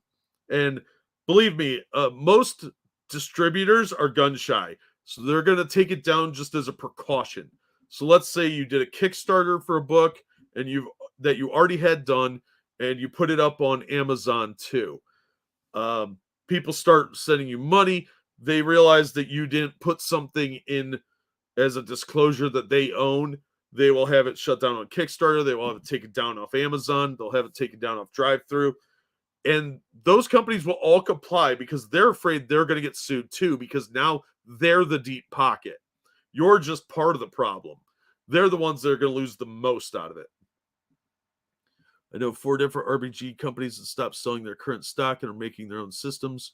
One of them is local, and they're trying to rope me into helping them. They own their own shit forever, and they can refuse it if they please. Reuse it as they please. Yeah, the best way to get around this is make your own stuff. Like I said, you sign that, make a module. They say, it's crap, and we aren't going to publish it, but it's now ours. And 6 months later, they publish it and make their money, and you won't get anything. Yeah, more likely what they would do is take the elements of it they like, the thematics of it, the maps, characters, stuff like that, and then rewrite it, and it'll be very noticeable to the person that created it, but you're not gonna get a fucking penny. Comments. You identify the content. You can identify content in any manner you want to, whether that's using a different font for licensed content than your content, or putting an asterisk next to licensed content and telling readers that those distinctions mean citing the SRD whenever you use licensed content. Dragonborn is a specific term of service that they're claiming, so that sort of thing. Like Tiefling probably is in there too. Or putting a separate index or list in the back of your licensed work that lists out what exactly you used from the SRD, or something else we haven't thought of, but you did. How you do that is entirely up to you. If your readers can tell what's what, we're satisfied. But it's not enough to simply include a statement that your licensed work includes licensed content, what used to be called open game content. If the only way a reader can distinguish what you created from what we did is to check your licensed work against the SRD, you are not in compliance with this provision. One of the things they can do is if they end up suing you and you either get a default judgment against you because you can't afford a lawyer and you end up doing pro se or something completely asinine like that, they can have all your work pulled down and all of it sent to them because it's technically theirs then. And then most likely they'll just destroy it. 5, share alike. We are letting you use licensed content for free because you are using it in a non-commercial basis. If you want to better protect your ownership, you may register under the OGL commercial. You agree that others can do the same with your work. This means A, each time you distribute or otherwise make your work available, you offer the recipient a license to the work on the same terms and conditions granted you under this license. So if you're going to distribute through Drive-Thru RPG, you're granting Drive-Thru RPG the same rights. B, you may not impose upon others any terms that alter, restrict, or otherwise change the terms of this license or the recipients exercise the rights granted under this license. Again, this applies to people like writing the books that then take it to a publisher. You don't get to alter the rules. C, you may distribute a copy of the license alongside your book. For clarity, the license should probably appear either at the front or back of your book, but it must be in the book. D, the version of the license you enclose with your work must be this license. This license. You must keep intact all notices that refer to it, and you must keep its disclaimer of warranties. 6, donations. They're really leaning into people making money off of donations and Patreons. Which I guess would include Subscribestar. Your distribution of your work must be non-commercial. That means you cannot require that anyone give you anything of value in exchange for your work or copies of your work. However, you are permitted to accept donations through Patreon, Ko-Fi, Coffee, whatever it is, or other similar platforms, provided that the donations are not a condition of the receipt of your work. We already went over this. And you make clear and obvious to your donors, in other words, that you make your work available for free and ask others to contribute what they like to you so that you can continue to do so. You're fine. But again, you can't put it behind that paywall. But if any of your work is available only to subscribers, patrons, or any other word for people who give you money for access to it, then you are not free work and is subject to the OGL commercial, and all that income is revenue under that license. I guarantee you they're going to try and enforce this. Somebody's going to get sued for this. Because there are people that are just like, fuck you, I'll do whatever I want. Trust me, federal court is incredibly expensive. Because it requires specialty lawyers, and there is a lot of paperwork involved that you have to pay to file. 7, warranties and disclaimers. You represent and warrant that A, you are over the age of 18, or if younger, you have your parent or guardian review these terms and agree to them on your behalf. B, you have power, the authority, and right to enter into this agreement and perform the obligations it asks of you. So no helmet wearers. C, if we require additional paperwork or documentation from you in connection with the licensed work, you will provide it to us as soon as possible. That'll probably get changed to like within 30 days because as soon as possible is very vague. D, you will comply with any other requirements we have related to this agreement, such as registering or creating an account with us. E, your licensed works do not and will not infringe upon any third party's intellectual rights or any of our rights not licensed to you via this agreement or any other. That's preventing them from getting sued because you're using the open game license to make, like, I don't know, a Dave Duncan book into a module or a campaign setting or any of Edding's work. Yeah, that's what that's about. It's to keep them from getting sued. And that way they have plausible deniability. Then, like, he was acting on his own. He violated our terms of service just as much as your rights. So, yeah, we don't have anything to do with this. F, you will not state, suggest, or imply that your licensed works are endorsed by or associated with us, except that you must include the text of the OGL non-commercial within the body of the work indicated in your licensed works or complaint to this agreement. Compliant. God, I can't read. G, you will not violate the law in any way regarding relating to this agreement or your licensed works.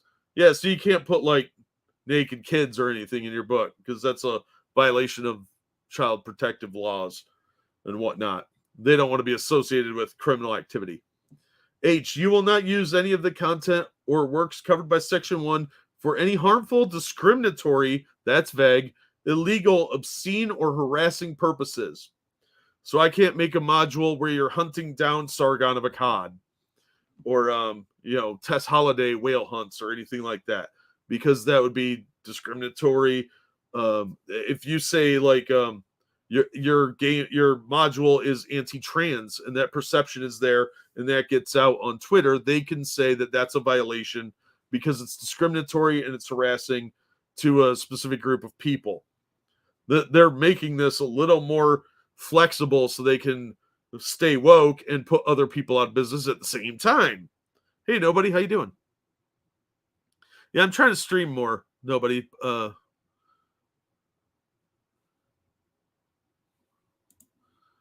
Yeah, sadly, they are serious. Thank you, Evolved Potato. I wonder how many people and companies that have nothing to do with D&D and isn't based on it will just be destroyed because they will sue them and they won't be able to fight it because money, just because they think your thing is too similar, even if it's not. They won't win on that one unless there is some obvious confusion there.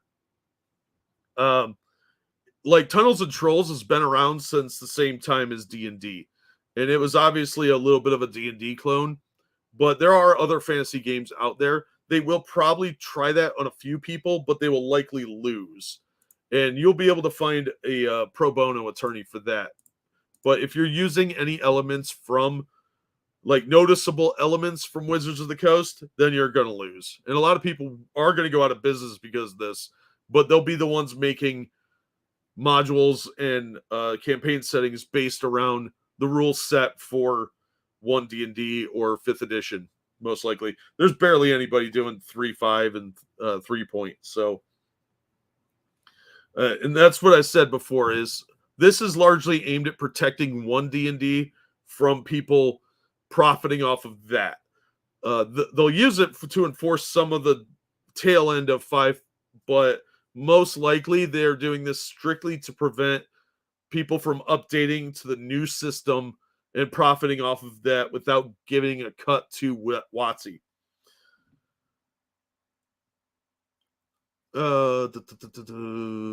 Yeah. So I get tired already. You will not do anything that could harm our reputation, that of Dungeons and Dragons, or the reputation of licensed content or unlicensed content. For purposes of clarity, this provision does not apply to criticism of what Wizards of the Coast, Dungeons and Dragons, or the licensed content or unlicensed content that does not independently violate these provisions. Yeah, you can badmouth D&D all you want. That's freedom of speech. But what you can't do is make a module using their rules and have the entire point of it being a rape fest where you just go around raping everybody and you get XP for it. They're going to find a way to sue you for that.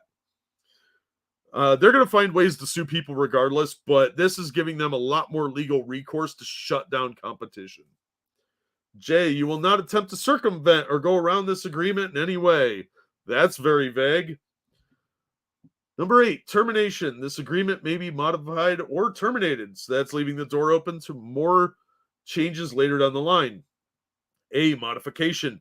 This agreement is, along with the OGL commercial, an update to the previously available OGL 1.0A, which is no longer an authorized license agreement. We could modify or terminate this agreement for any reason whatsoever, provided we give 30 days notice. We will provide notice of any such changes by posting the revisions on our website and by making public announcements of the changes through our social media channels. So the changes don't have to be in their books. So if you're going off that, you're in big fucking trouble. Termination B. 1, we will terminate this agreement immediately if A, you infringe upon or misuse any of our intellectual property, violate any law in relation to your activities under this agreement, or if we determine in our sole discretion that you have violated sections 7G or section 7H. To be clear, 8. Jesus, I can't fucking read. I do need new glasses. We have the sole right to decide what content violates section 8G or section 8H. So it's not even up to you. You really aren't going to get to argue it because it says right here they have sole discretion to say what violates it under G, which is legalities and discrimination, harmful, illegal, obscene, or harassing purposes. Now remember, they think orcs represent black people. So it's pretty nebulous and wide-reaching what they think words mean.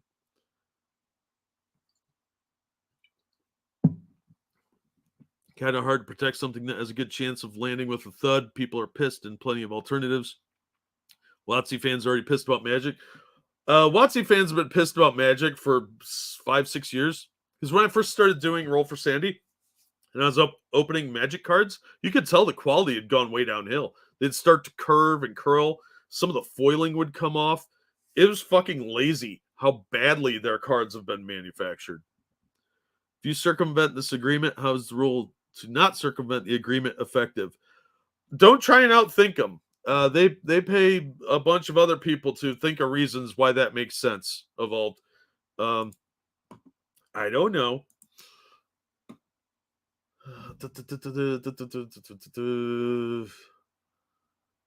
Okay, to the extent necessary and allowed by law, you waive any duty of good faith and fair dealing we would otherwise have in making any such determination. So they don't even have to do this in good faith. They could just be like, we think that represents Jewish people because you misrepresented our goblins and you made them evil, money-hungry people. So we're going to sue you if you don't pull this off the shelf. We're canceling your license. You have 30 days to pull it down from all the sites, or you're going to go to court. B, you breach any other term or condition in this agreement, and that breach is not cured within 30 days of our providing you notice of the breach by communicating with you as provided in Section 8A. 8A is modification. That means they could just tell you on social media, and you may or may not see it. It doesn't even mention email. It says social media or their website. So that's a little heavy-handed.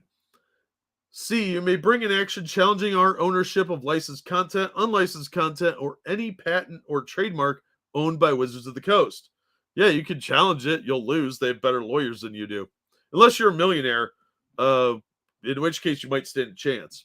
But otherwise, forget it. You're going to lose. They know it.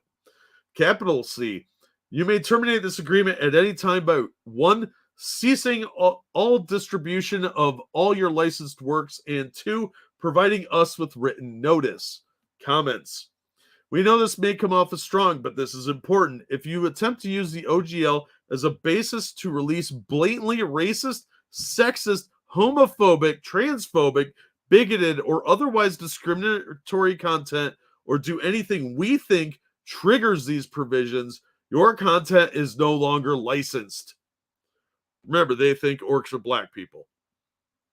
To be clear, we want to and will always support creators who are using the OGL to help them explore sensitive subjects in a positive manner, and we will not tolerate materials we consider to be in any way counter to the spirit of D&D.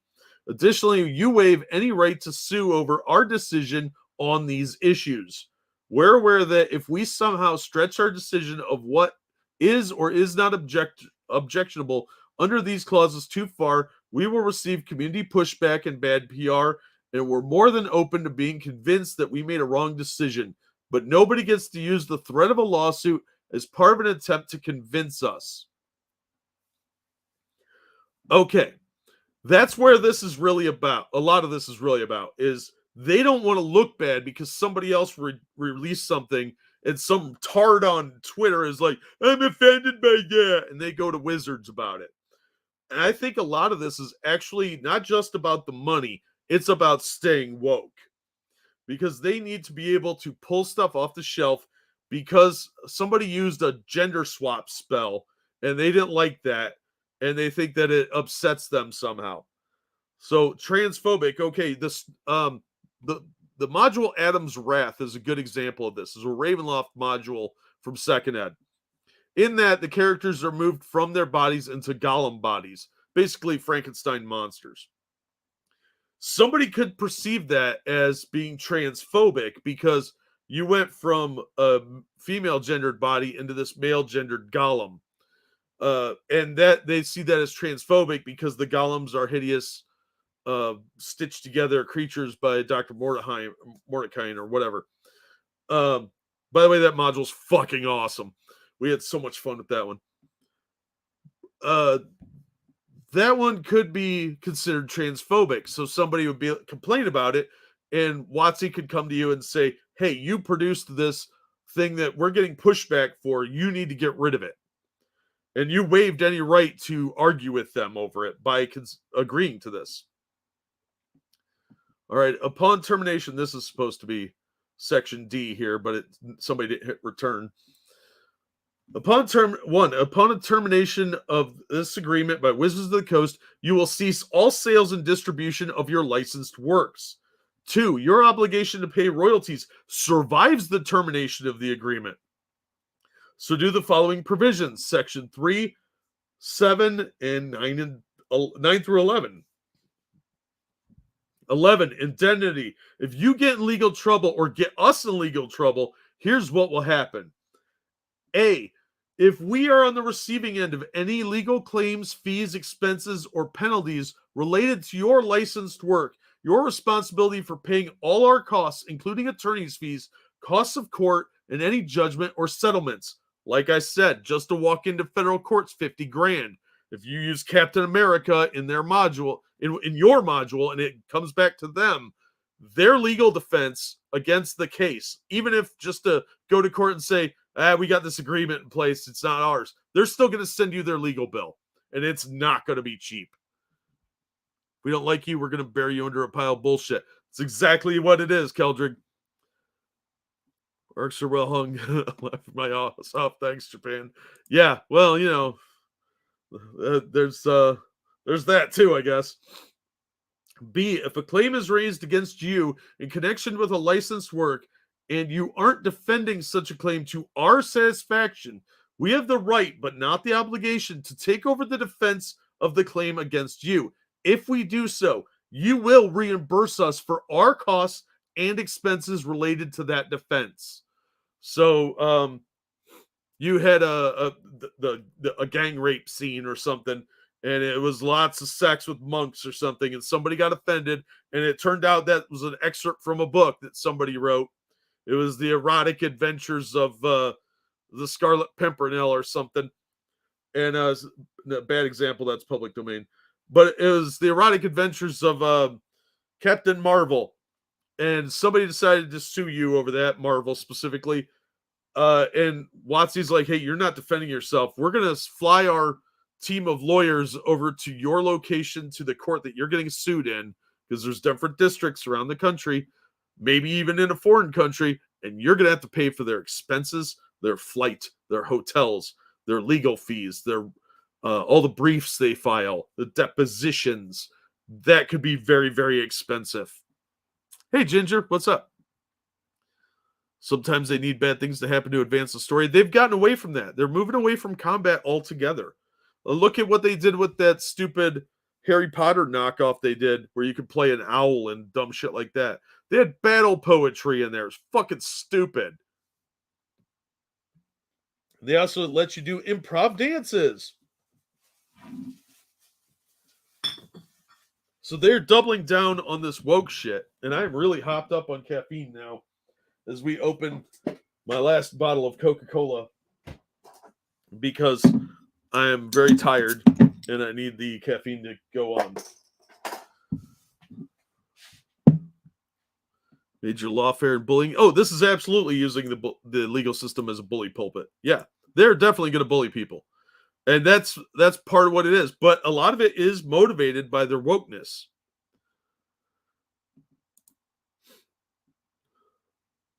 What do they want? Everyone to hug and be gay? Don't answer that. I think you know the answer. The Vampire the Masquerade, they basically don't have combat. It's basically roll off to see who wins. Yeah, they might as well be doing rock, paper, scissors. Consume all the caffeine. Yeah, I know, right? I want to wrap this up soon, though, because Monkey's probably going to want to do a stream. And I want to be over there. Oh, have a good one, TOS. Hopefully it's not going to be that long. All right, so they're basically putting you on the hook for any legal expenses. C, we may, at our discretion, seek to intervene in a case brought against you in order to join in the defense of the claims, while leaving you and your counsel in charge of your own defense. They're going to have their own co-counsel, so they're not on the hook for anything. If we do so, we will defend at our own expense and cost. As for our IP, that's ours to defend. You don't have any obligation to defend Dungeons & Dragons IP yourself, and in fact, wouldn't have standing, the legal right to do so. That's just legal fact. That would just be a preemptive thing. If they think they're going to get sued because of something you did, they could join in as co-defense just to protect themselves. They don't give a fuck about you. You're on your own. 10, other products. Sometimes great minds think alike. We can't and won't cancel products out of fear that they may be seen as similar to licensed works. Therefore, this is where it gets good. Therefore, A, you agree that nothing prohibits us from developing, distributing, selling, or promoting something that is substantially similar to a licensed work. B, you own the new and original content you create. You agree to give us a non-exclusive, perpetual, irrevocable, worldwide, sub-licensable, royalty-free license to use that content for any purpose. CA. So what that says is, let's hypothetically, this book I've got in front of me, Nile Empire, War in Heliopolis, it's an open license game book, and I publish this under this new agreement. Hypothetically, if I were the creator of this, they see some stuff in here they really like, and they're like, oh, that's really cool. We're going to publish something damn near exactly like it. You own your work, but you're not stopping us from publishing something almost identical to it. They can't copy it verbatim per se, but that they are saying that you are agreeing to license it to them here. So hypothetically, they could. They likely wouldn't do it word for word because they'd fix your grammar or clarify stuff and just change it just a teeny tiny bit, enough to say it's their product. And they don't have to pay you for it because it's royalty-free license. You're not going to make a fucking penny off of it if they reprint it as an adventure of yours as part of an omnibus or a collection of works. They don't even have to credit you because it's royalty-free, sub-license. They probably would credit you just to avoid the possibility of a lawsuit, but agreeing to this will destroy a lot of people, and they don't realize it. This is what I think people are most mad about. Even though what they're doing is largely to protect their own woke interests and to get money off of stuff, they're not actually killing people intentionally. They just want to take a percentage. What they're doing here, though, is trying to get money off of it. Because if you come up with a really cool idea and they want to produce something similar, they've got two clauses here. One, they can make something almost identical to it. And two, they can take your work and reproduce it royalty free. And this is largely to recreate modules and put them in some of the collected works where they have like Candlekeep Mysteries that had like a bunch of little adventures in it. That's what this would be. Or probably in like a reboot of Dungeon Magazine as like free content on D&D Beyond. Yes, this is from WotC's, allegedly. This is the leaked agreement. As I said, they own your shit now and forever. Yeah. Who wrote this? The mob? No, just worse. Lawyers. At least the mob you could talk to. The mob's easier to negotiate with. Someone knew what a shit show this is and felt it had to leak. I maintain that I think that this was intentionally leaked. Like they knew somebody in the office was going to leak it. And this is an Overton window case. This is the worst version of this agreement that they came up with, and they're releasing it so that when the pushback comes, and it has, they'll take little parts of it out, reword things probably into more legalese and in less layman terms, and they'll keep the majority of it, but remove a few things, say they were concessions, and re-release it this way. So like this would probably get changed or removed, but they don't need this because they already have this. They would just have their writers redo what you did into something incredibly similar. Disney is notorious for being accused of this. Look at The Lion King and how that was very, very similar to a Japanese cartoon. Inspiration comes in many places. I know other people have mentioned that. So, yeah, this is the one that's really pissing everybody off because this does affect the smaller press people, the people doing Kickstarters that are selling like 700 copies. Yeah, you may not be making any money off it, but if they like your idea, boom, it's theirs now. This will probably get taken out and they'll just create something by their own in-house group that just is using your book as a template. Hey, Megan. Mobsters have souls, right? Yeah, Kimba. I kept thinking of Simba, and I knew that wasn't right. All right, Section C. For clarity, nothing contained in this section impacts your agreement that our licensed content, unlicensed content, or anything else you are not otherwise expressly authorized to use under this term of agreement or other agreement remains our sole property. Yeah, they don't need to own it. They just need the right to publish it and make the money off it. And then if you give any pushback, they'll be like, all right, well, we did one print run of it, got all the money, and now fuck you. We just won't reprint that. This largely, I think, is aimed at like modules and stuff like that so that they can redo them in omnibuses or things like that so they can profit off of your work and only have to reproduce a few things. It's minimal expense then. All right, 11, disclaimer of warranties. You understand and agree that we are providing the permitted content as is and make no representations or warranties of any kind concerning your use of the permitted content except as expressly stated in this agreement. We disclaim all warranties, express, implied, statutory, or otherwise, You bear all risk of using the permitted content, and such use is strictly or solely at your own discretion and risk. So if you didn't read this section up here, A and B, the most important ones, that's on you. And this is also a way of saying, like, just because you're using open game license content doesn't mean that your book is going to be a success. You can't take them to account for that. 12, limitation of liability. We have no liability to you for any type of damages in connection with your use of licensed content, including without limitation any indirect, consequential, special, punitive, or exemplary damages, so long as our conduct at issue was not grossly negligent or intentional. Normal boilerplate shit. Just like if you fall down at a restaurant because you ignored the wet floor sign, that's on you because you're stupid. Comments. We're giving you a license, not agreeing to take on potential liability when we do so. To be honest, we're not really sure what we could do while making Dungeons and Dragons content available to you that could ever be grossly negligent, but our lawyers say we need to include that last clause under Washington law, so it goes. This will be deleted. This is just, I mean, if you don't understand limitation of liability, they're just trying not to get sued. It's not just Washington law. There's other states that have similar clauses. 13, miscellaneous. A, notices. Any notice you send to us must be sent via email to, and they're going to give you an email address at some point in the future. We may send notices to you to any email or physical address we can locate for you, including the email address used for your registration with D&D Beyond if you registered an account on that platform.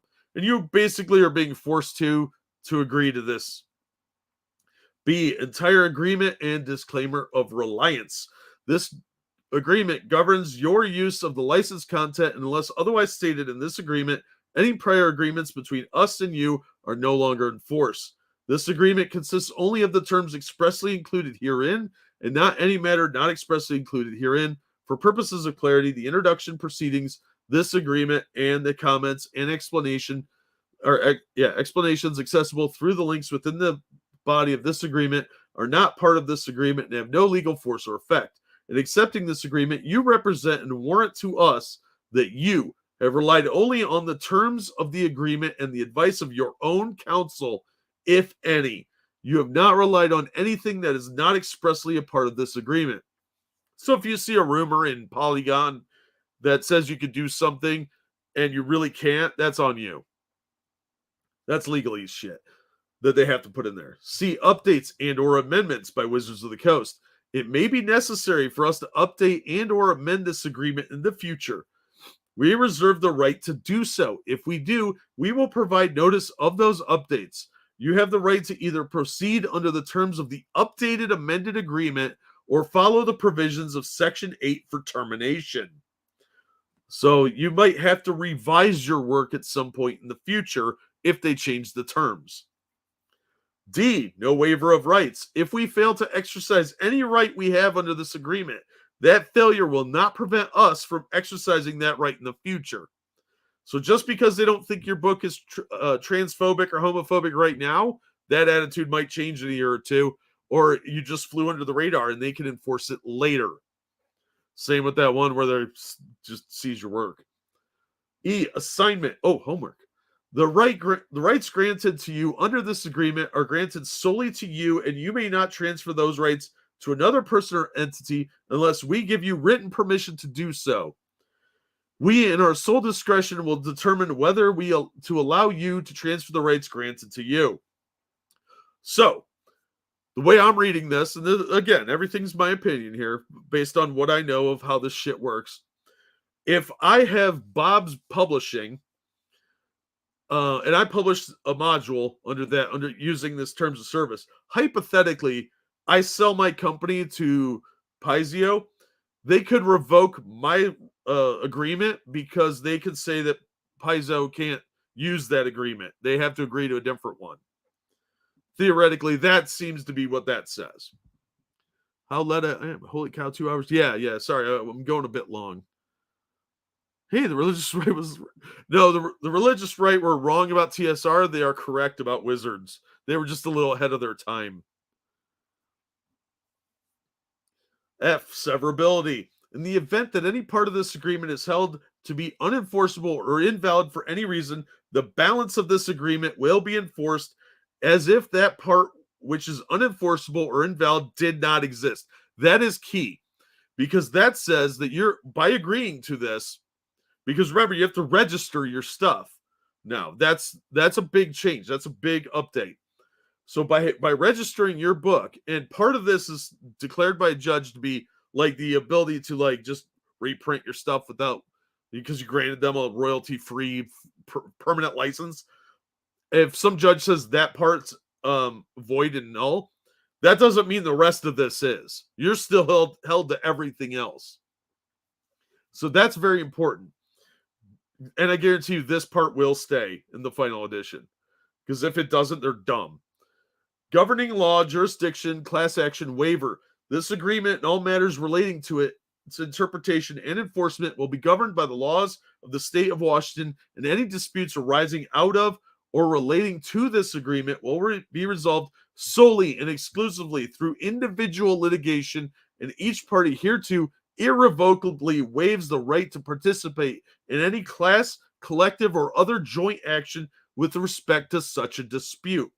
Your consent to the exclusive jurisdiction and venue of the federal and state courts located in King County, Washington, for the resolution of any dispute arising out of or relating to this agreement. So if they sue you, you have to go out to Kings County and deal with it there at their federal or state court, depending on which law they're going to sue you under. Which is going to get prohibitively expensive for a lot of people. H, waiver of jury trial. We and you each waive any right to a jury trial of any dispute, claim, or cause of action related to or arising out of this agreement. And that means you better have a good fucking lawyer, because juries, if they're confused, they might just side with you because you're nice. But a judge is going to know the rules. And he's going to be like, he's going to read this and be like, you agreed to this shit? You're dumb. You lose. I, review by counsel. You agree that you have reviewed this agreement carefully and have ample opportunity to obtain advice as to the meaning of the terms of the agreements contained herein from such advisors, including attorneys, as you deemed appropriate or necessary. If you don't have a lawyer look at this and tell you you're a tard for going along with it, your lawyer's shit. And you're going to end up spending, in 2003, my copyright attorney would read stuff like this for me. Cost me $165 an hour. It would take him 2 or 3 hours to go through this, something this long, and tell me not to do it, basically. Because I've seen these agreements before, and they're always telling you not to do them. If they don't, they're not very good. They're going to warn you, like, hey, you're signing away all your rights by agreeing to this. OGL 1.1 commercial. That was just the non-commercial. Any commercial use of licensed content defined below is subject to this agreement by making commercial use of licensed content.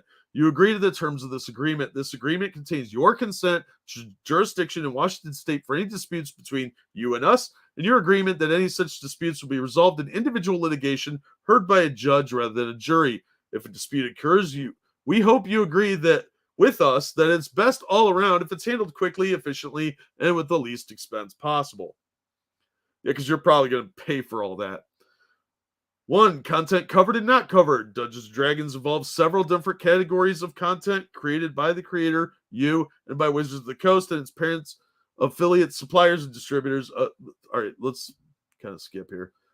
Usable D&D content, classes, monster spells. This is a rehash of what we just looked at. You guys have the link if you want to read this yourself, but we're just in the interest of time and my vocal cords, we're going to skip to stuff that isn't covered. Product identity, your content. These are characters, classes, spells, items, new rules, and other creations you have crafted, which they can apparently use. They're your original contribution. Remember, a lot of the stuff that made D&D was stuff contributed via, like, Dragon Magazine by contributing writers, or people sending in letters or entering contests. And under the agreements, you're allowing them to own it then. So that's how they got a lot of really cool stuff.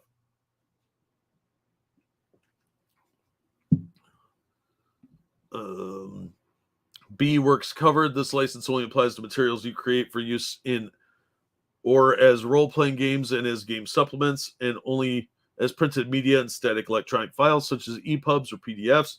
It does not allow for the distribution of other forms of media and does not apply to creation of anything else. All right, what license commercial meets the following criteria? 1, it qualifies as covered works as defined in Section 1B, which is the same as Section A. 2, it contains both licensed content and your content, but not unlicensed content. 3, it does not contain unlicensed content. And 4, it displays the following creator content badge in the manner specifically specified in the creator content badge style guide. And there'll be a picture here that you can use in the future.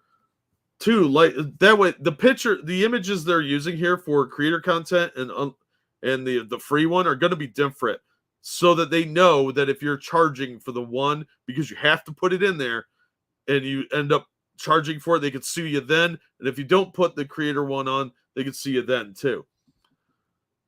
2, license. If and only if you fully comply with the terms and conditions of this agreement, you may copy, use, modify, and distribute licensed content around the world as part of the licensed works on a commercial basis. Remember, that's not everything. There is only specific things you can use. A, we may offer others the ability to use licensed content or unlicensed content under any conditions we choose. B, you may not transfer your rights and duties under this agreement under any circumstances for any reason. This license is not sublicensable. Again, you do not want to do any of these creations as an individual. You want to set up a company to do it, like an LLC, so they can't come after you personally. You'll want to do it through a company, and you'll want to have a lawyer look over everything you do. 3, ownership. You agree that we own copyright, trademark, patent rights, if any, the licensed content. The same. Identification of licensed content. You must identify licensed content. All right. 5, leveling up under this agreement. This agreement covers all commercial uses, whether they're profitable or not. Note that if you appear to have achieved great success, that is, consistently meeting or exceeding the expert tier qualifications below, from producing OGL commercial content, we may reach out to you for a more custom and mutually beneficial licensing agreement. A, initiate tier. If you have registered at least one unlicensed work but haven't generated 50 grand or more in total gross revenue from commercial products in a given year, you are at the initiate tier and largely unworthy of their attention. B, intermediate tier. If your licensed work has generated more than 50 grand in total revenue in a given year, but less than 750 grand, you're at immediate tier. Expert tier. If your work is at least 750K in total revenue in a given year, you are at expert tier. Comments. Why the tiers? For one thing, it's Dungeons and Dragons, and even our lawyers play. It's possible we're not actually sure how to design something without some form of leveling up. No, your lawyers did this so there's different, so they have an understanding of when to start suing. The more money you're making, the more scrutiny that's going to be on you. Because remember, you have to register your profits with them. You have to give them a copy of your book. If they're like, oh, this has got potential, we need to keep an eye on this, the scrutiny is going to come fast and hard. Just like a really unwelcome butt plug.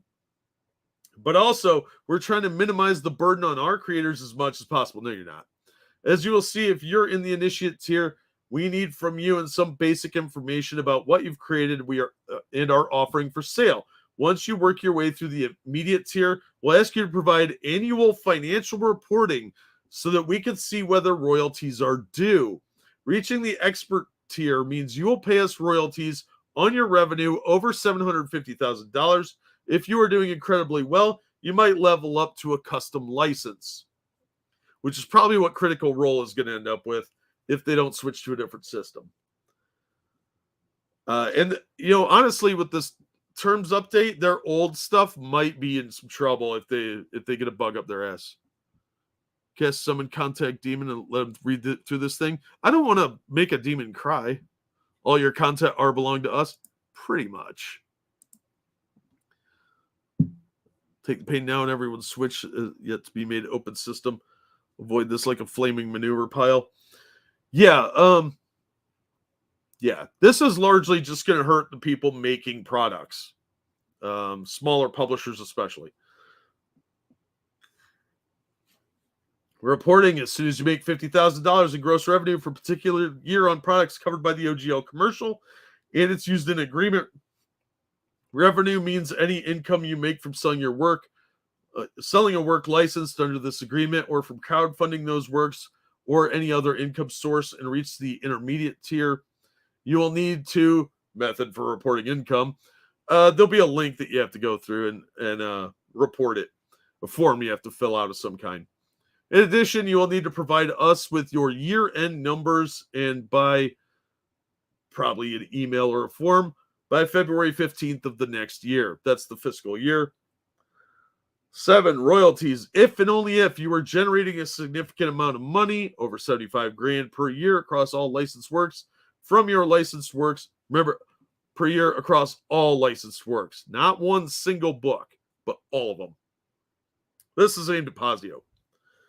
The revenue you make from your licensed work in excess of 750 grand in a single calendar year is considered qualifying revenue, and you are responsible for paying us 20 to 25% of that qualifying revenue as explained in Section 9B2.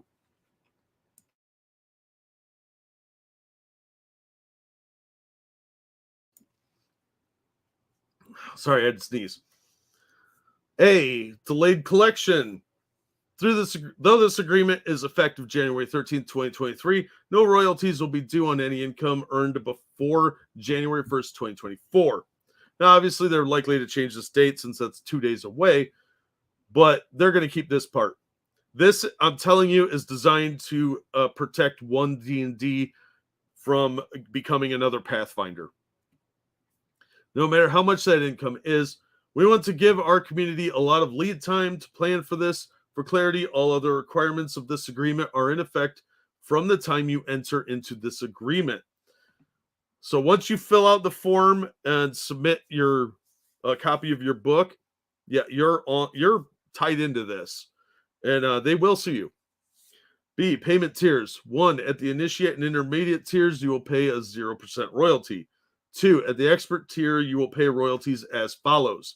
A, if your licensed work is crowdfunded or sold via platforms other than Kickstarter, you will pay a 25% royalty on qualifying revenue. B, if your licensed work is crowdfunded on Kickstarter, our preferred crowdfunding platform, you will only pay a 20% royalty on qualifying income. And I'm guessing that's because Kickstarter takes at least 5%.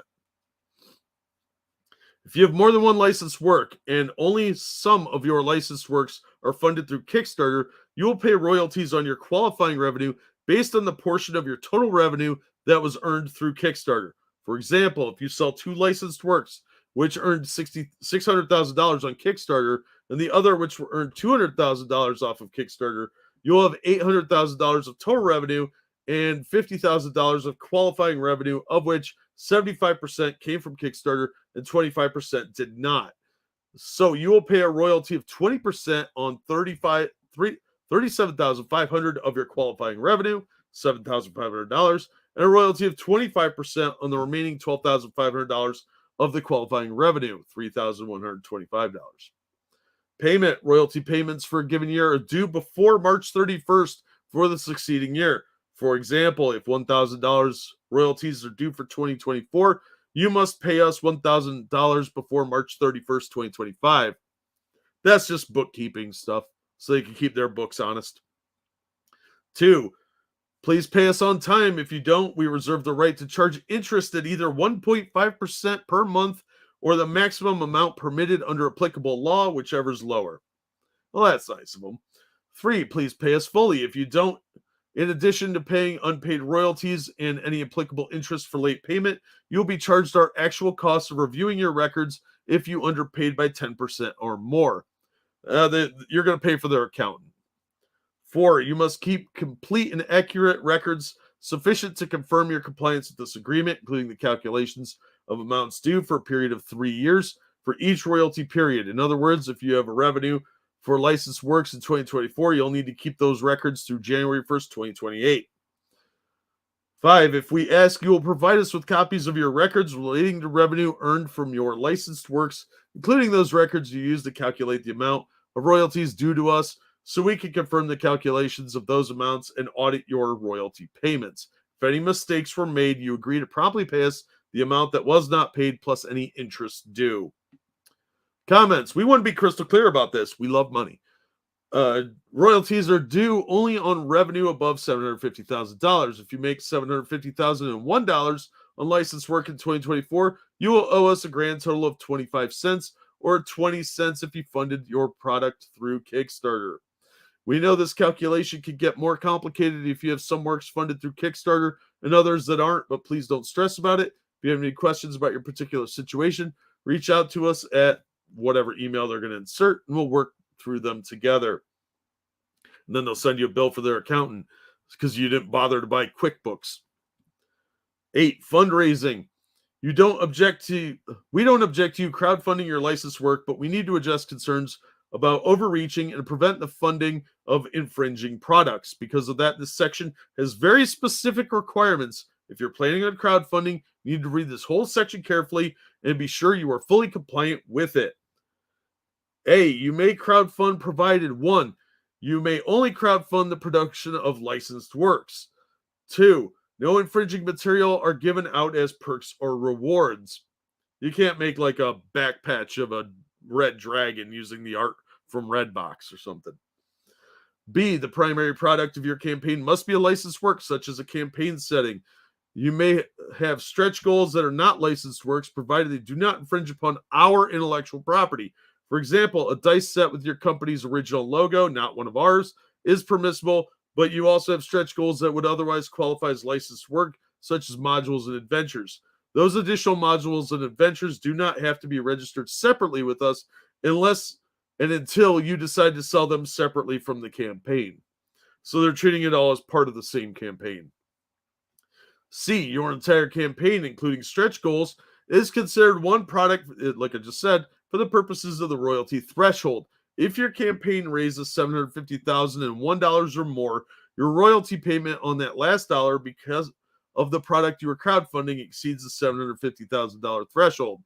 That said, any revenue for any add-on materials that backers separately purchase is not considered qualifying revenue unless the add-on is also a licensed work. Some examples may help this clearer. Whatever Battle Axe, author of Throwing Blades, a 5e source book, and Blocking Blades, a 5e campaign, made a lot of money on those publications last year. Given how well Throwing Blades did, Battle Axe decides to crowdfund for Blades 2, Electric Boogaloo. Don't try and dad joke this. He includes miniature replica of blades as a stretch goal and has a backer tier that grants access to all stretch goals. The replica blades are not licensed work because they aren't text printed or printable, but all revenue from the backer tier still counts as qualified revenue. Battle Axe runs the same campaign, includes the same miniatures, but makes them available as add-ons for separate purchase because the miniatures are not licensed works and are being purchased separately. None of the revenue of those purchases is qualifying revenue. A lot of people are going to fuck this up because this is a little confusing, and I can see where people would get confused by it. 3, Battle Axe runs the same campaign, but in addition to the miniature, he's also included other supplements, Throwing Blades and Blocking Blades as separate purchase add-ons. Because Throwing Blades and Blocking Blades are licensed work, revenue from purchase of them as add-ons is qualifying revenue.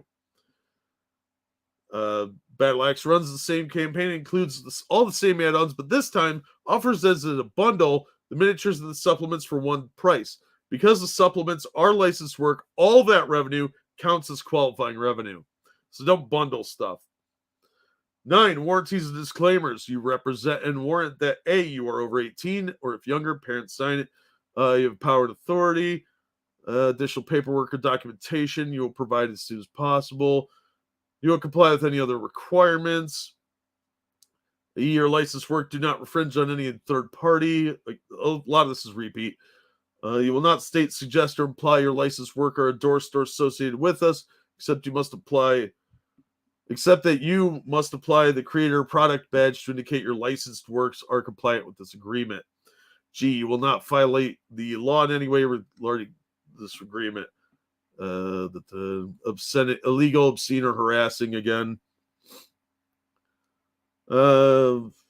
Reputation again. It's the same as the other one. You will not attempt to circumvent or go around this agreement in any way. Termination. This agreement may be terminated. Modifications. The agreement is, along with the OGL non-commercial, and update to the previously available OGL 1.0A, which is no longer an authorized license agreement. We can modify or terminate this agreement for any reason whatsoever, provided we give 30 days notice. We will provide notice on any such changes by posting revisions to our website and making public announcements through our social media channels. B. Termination. We may terminate this agreement immediately if you infringe upon or misuse any of our intellectual property, violate any law in relation to your activities under this agreement, or if we determine in our sole discretion that you have violated Section 8G or 8H. To be clear, we have the sole right to decide what conduct violates these sections, and you covenant and agree that you will not contest any such determination via any suit or other legal action. Basically, this is their get out clause, just like the other one. So they could say, well, you violated it, and you can't be like, no. If you do not fix something in 30 days, then it's going to be terminated. You bring in action challenging our ownership of licensed content, unlicensed content, or any patent or trademark owned by Wizards of the Coast, they'll terminate, of course. 2, you will terminate this agreement anytime by 1, ceasing any distribution of all your licensed works, or by ceasing all sales of your licensed work and making such works available for free under a license with terms equivalent to those in the OGL non-commercial, and 2, by providing us written notice. That's an and, not an or. So not only would you have to stop making money off it, you also have to tell them you're not making any money off it. Comments. We know this may come off strong, but it's important if you attempt to use the OGL as a basis for releasing blatantly sexist, racist, homophobic, transphobic, bigoted, or otherwise discriminatory content, or do anything we think triggers these provisions, your content is no longer licensed. Remember, a scenario where the townies are mad at the local fae and they decide to have a mob go or hire adventurers to go get them, that could be seen as transphobic because some people use fae as pronouns now. So this is all worded to their benefit, of course. To be clear, we want to and will always support creators who are using the OGL to help them explore sensitive subjects in a positive manner, unless you're offensive, that somebody whines on Twitter. But we will not tolerate materials to be considered to be in any counter to the spirit of D&D. New D&D, not real D&D. Additionally, you waive any rights to sue over our decisions on these issues. We're aware that if we somehow same thing, you can sue, but you're going to lose. Upon termination, you will see sales and distribution. Your obligation to pay royalties survives termination. Indemnity, if you're in legal trouble or get us in trouble, same things apply, as we said already. Okay, 12, other products. Sometimes great minds think alike. We can't and won't cancel products out of fear that they are viewed as similar to licensed work. Therefore, nothing prohibits us from developing, distributing, selling, or promoting something that is substantially similar to a licensed work. We're stealing your ideas. Maybe. Unless you came up with it first and then it's just a coincidence.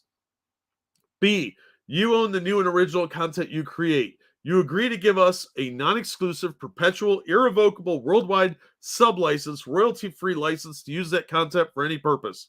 Exactly the same as the free stuff. If you're giving out free stuff, they can take it and use it. If you're making money off it, they can take it and use it. Even though you own it, they can use it. That's an interesting way, actually. If you develop an interesting character that people like some NPC that's really interesting, and they're like, we should write a book about this guy because he's got a lot of fan following. We're enforcing that section of the contract that gives us the irrevocable right to use stuff in your book. So there's a lot of marketing potential there. So they could reprint your art conceivably. They could make action figures based on your NPCs or characters. Like, you can't use Dritz, but if you come up with your own version of that and it's just as cool, except he's like, I don't know, 12 feet tall, half giant elf, combination, that'd be horrifying pregnancy. They could make a action figure of that. C, for clarity, nothing contained in this section impacts your agreement that our licensed content, unlicensed content, or anything else you are not otherwise expressly authorized to use under the terms of the agreement or any other agreement remains our sole property. 13, that's just their protection shit. It has nothing to do with these.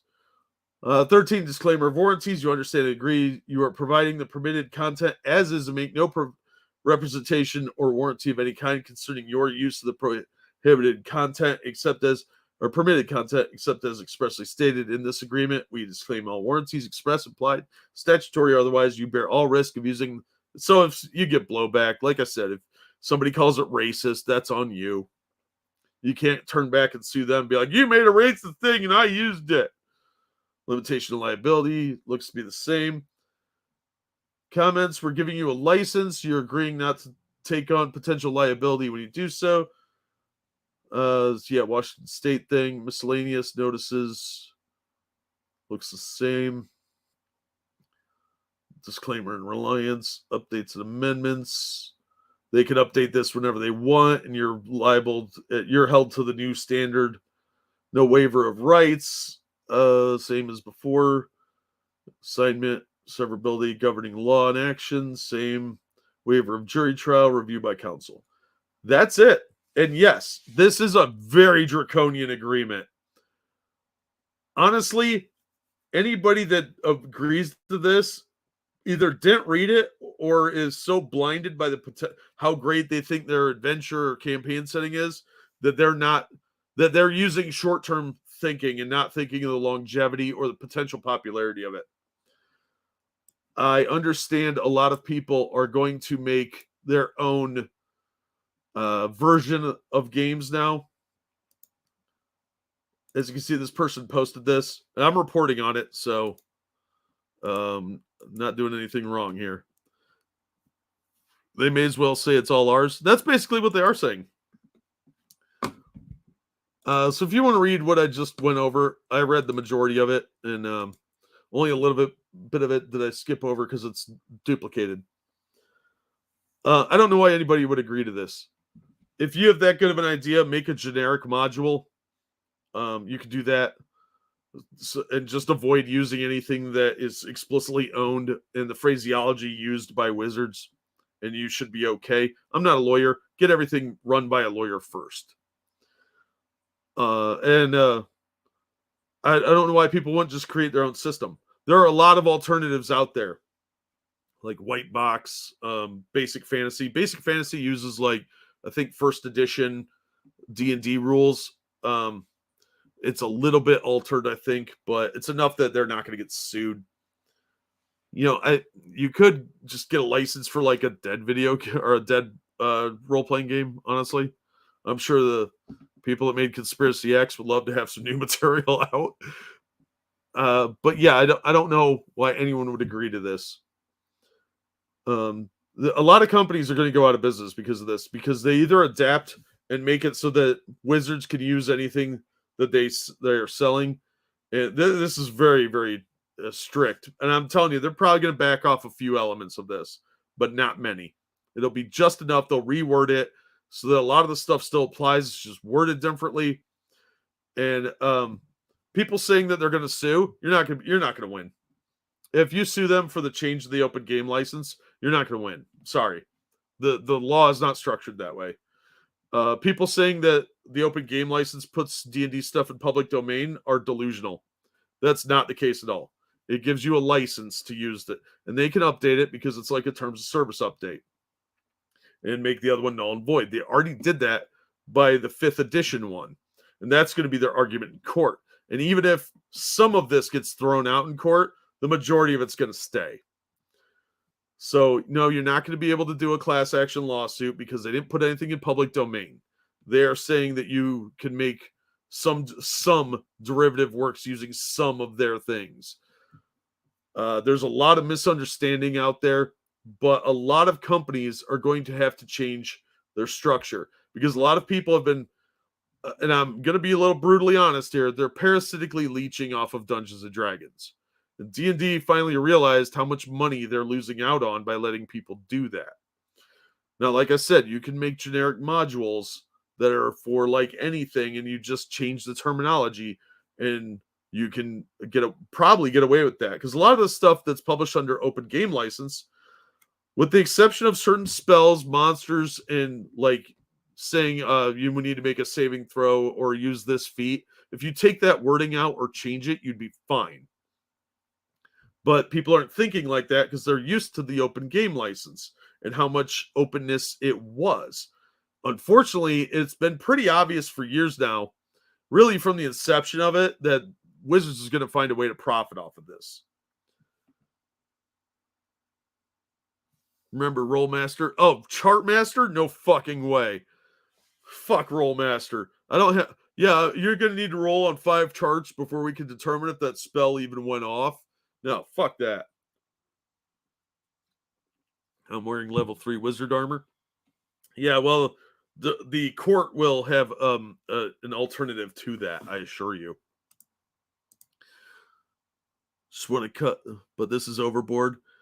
I get wanting a cut, but this is overboard. This is absolutely overboard. But a lot of this, I think, is driven by their social justice agenda, because they don't want people releasing modules that include like slavery or anything. Because remember, they got in trouble for orcs representing black people when they don't, or goblins being perceived as Jews. And they don't want those associations. So if you release a module with a bunch of goblins raiding a gold reserve or something, they're going to see that as like, oh my God, that's anti-Semitic. And they want to be able to shut that down and then rework it so it's a bunch of kobolds stealing money and release it as their own. So there's a couple motivations at play here. And one is protecting their brand as it is now, not the original brand. If you're an old school player, this is not to protect the D&D you remember. This is designed to protect the more social justice aspects of it. Because remember, they're based out of Seattle area, Washington, King County. I think that's Seattle. So they're trying to protect their image and their brand as well as making money. So you can have multiple things here. A magic missile, the darkness.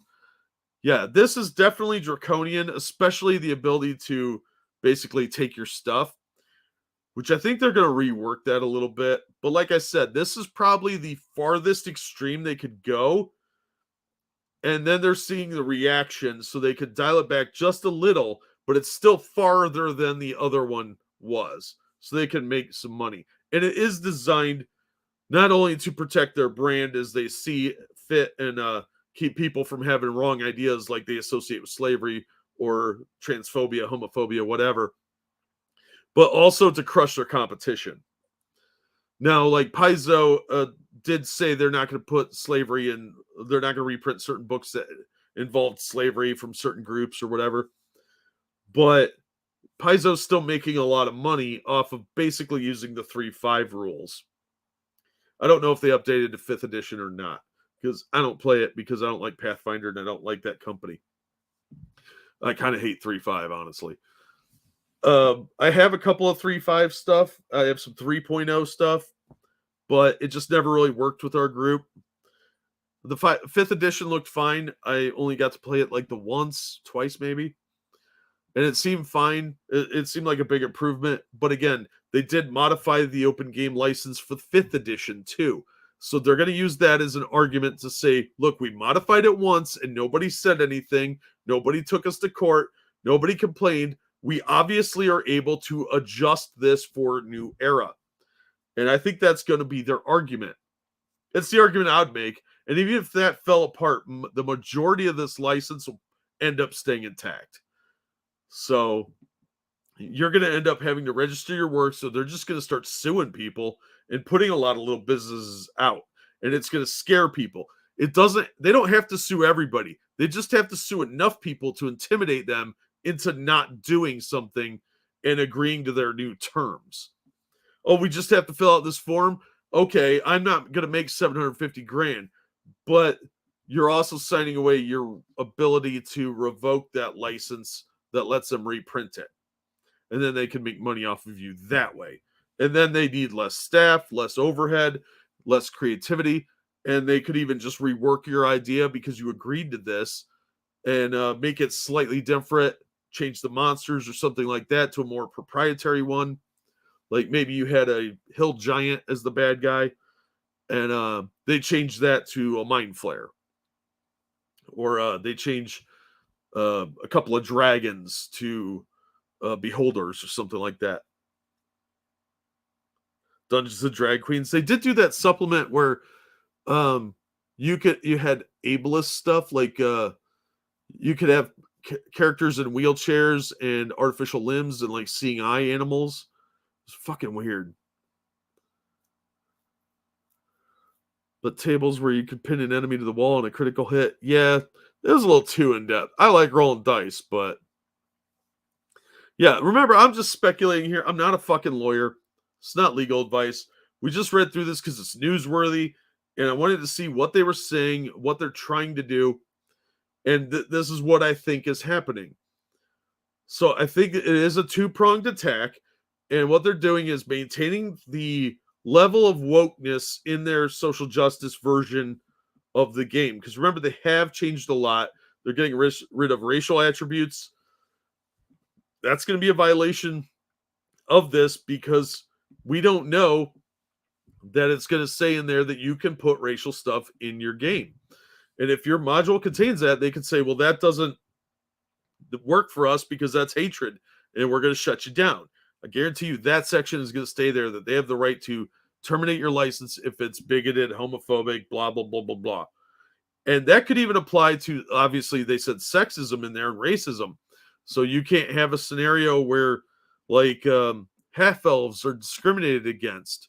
You know, in our D&D campaigns, half orcs didn't exist because any chick that got raped by an orc would have drowned that baby in a bathtub or had a punch to the belly because that's the product of a no-no because orcs were evil. Well, we've gotten rid of the alignment stuff a lot, and now they're saying that orcs represent black people for some fucking reason.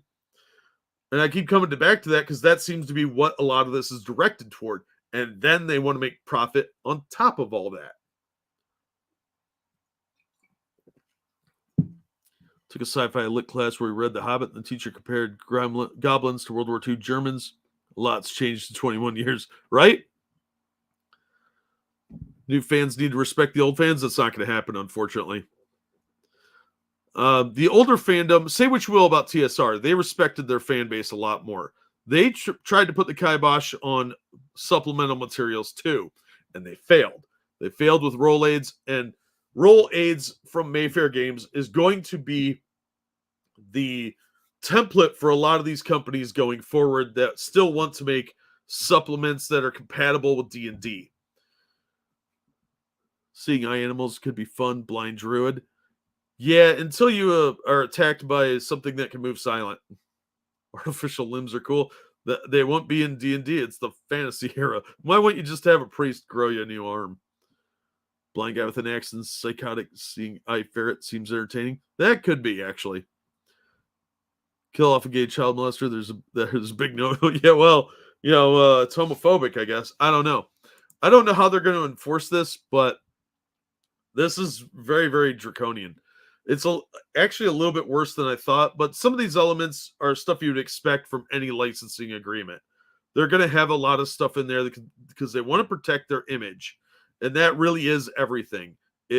Because they are still riding a little bit of the high from Stranger Things, there's a lot more brand recognition. You can buy the starter sets at like all the big box stores, Target, Walmart, Meijer, etc. They want to protect that image. And there are going to be bad faith actors that are going to use the game license to produce stuff that's compatible, that is going to be very, very grossly offensive. There's already been some. I mentioned earlier, there was the ones involving like a lot of sex stuff.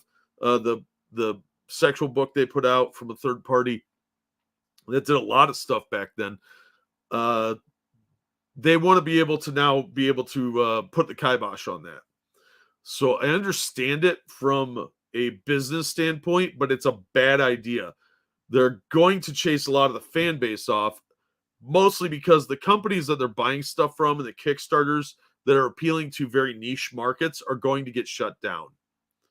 So a lot of fetish stuff, stuff that appeals to very, very tiny audiences are probably going to get shut down. And God forbid you have the wrong politics. Your stuff is getting really shut down. The only new class now is Antifa. Yeah, you never know. China will completely ignore this. Of course they will. But for a while, there was the rumor that Hasbro was going to sell Wizards of the Coast off to Tencent. So it might end up being Chinese either way. So yeah, I don't know what to say about this beyond what we've already said. I think this is a not surprising adaptation to the times. They want to make more money. They actually need to make more money because the last quarter was really bad. And D&D's been on a little bit of a downswing for the past couple years as things have kind of lightened up.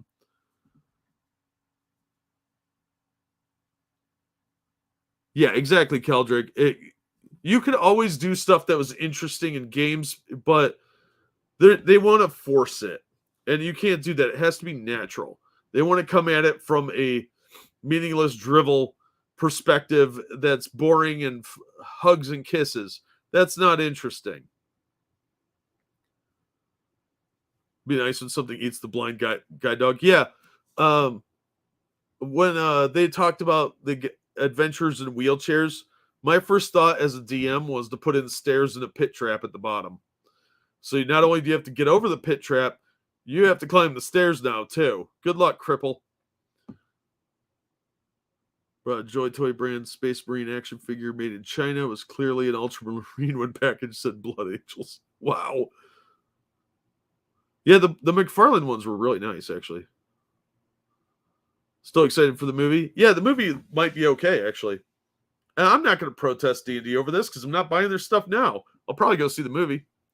Like I said, I've got the core 5th edition books. I've got a couple of off-brand modules someone gave me for, I think, my birthday a few years back. I've played it like twice. Seemed okay. It's not 2nd edition, though, so I was like, meh. But if you're going to make adventures and campaign settings, just make generic ones. Do your own thing. Make your own rule set. And they can't touch you then. You're going to see a lot of people doing that. Like Cobalt already said they were. Pazio's probably going to do the same thing. Paizo, whatever the fuck it's called. Some of those are going to fail. Let's be realistic. And some of these companies are probably going to merge together under some sort of agreement where one of them produces a game system and the others use that as a template for theirs. I could see that happening, but I don't think that a lot of these companies are going to survive. A lot of them are going to go under. And it'll be because Marvel, Jesus. A lot of what can happen now is if you were publishing stuff under open content, under 1.0A, and then you produce your own system that's pretty similar, and then you start pumping stuff out, they're going to say it's confusing to the market because you used to make content that was based off of their stuff, and now you have this very similar thing that has a lot of the same stuff, and you're confusing people in the marketplace. They don't need to win that. They just need to bleed you dry of money. And I can see them doing that. Hasbro's a very large company. They're one of I think the biggest toy manufacturer in the world. So they have enough money floating around that they can crush a bunch of people. And as payment, because you're going to have to pay their legal expenses, when they make you bankrupt, you have to liquidate all their stuff to them. And they'll take that as a settlement. And then they'll just take all the stuff you made and make it their own.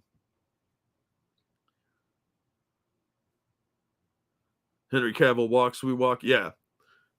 I remember when the 3.0 book came out, Vin Diesel wrote a foreword for it. Look what happened to his career. Yeah, he seems like a really cool guy. I've heard good things about Cavill. He's supposed to be a really nice dude. And he's a big nerd, so that's fun. So, all right, guys, that's what I had. Yeah, there's a lot of changes to this thing. It is way longer, a lot more in depth than the previous one. And I really think they're going to argue the previous license was designed for 3.0 and 3.5, and then the one from the 5th edition book was an update to it. People didn't object to that. So this one will be for 1D&D. And that's what I think it's going to be targeted at, is protecting 1D&D from having a bunch of ancillary products.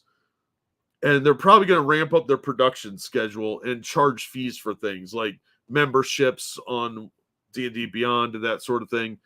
Online character sheets being stored on their servers, that sort of thing. You're going to see a lot more nickeling, diming of customers. And it probably will hurt D&D. But I think they're a lot less worried about that, because once they put their competition out of business, people are going to come back. And a lot of people are going to stay with D&D that are bitching about it now. They just won't be able to buy stuff from third-party sources. And unfortunately, Wizards has been putting out a lot of trash. So there's a lot of garbage out there. There was a lot of garbage for D20, let's be honest. A lot of the open game license stuff was just crap.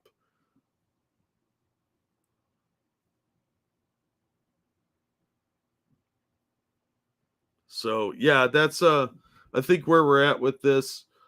I'll probably have some more thoughts on it some other time, but that's, if this is accurate, it's going to screw over a lot of companies, and they're probably going to go out of business.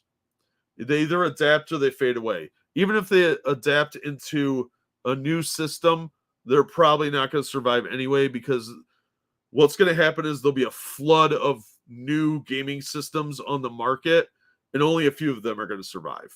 Because pretty much every hardcore gamer came up with their own system at some point, and now we're going to see those all flood the market. Some of them will get sued, some of them won't, and it'll be cutthroat for a long time. There's already a ton of old school role-playing style games on Amazon, so now it's going to probably quadruple that, and even like Kobold and stuff are going to be competing, and it's going to drive everybody's sales down until few survive. I would like to see Tunnels of Trolls come back, though. They were pretty fun. And they had solo adventures. So you could play by yourself if nobody could come over. So, all right. Thank you so much for the donations involved. And thank you, Retro V Gamer, who says, thanks for the show, Jack. No, thank you, man. Appreciate it. Thank you all for coming out and watching the show. If you're watching this later, you can still donate via Streamlabs. Through the link pinned at the top, thanks to Retro. And thank you guys for coming out and listening. I know I haven't done one of these in a really long time, and I'm sorry for that. I just honestly have not had the time.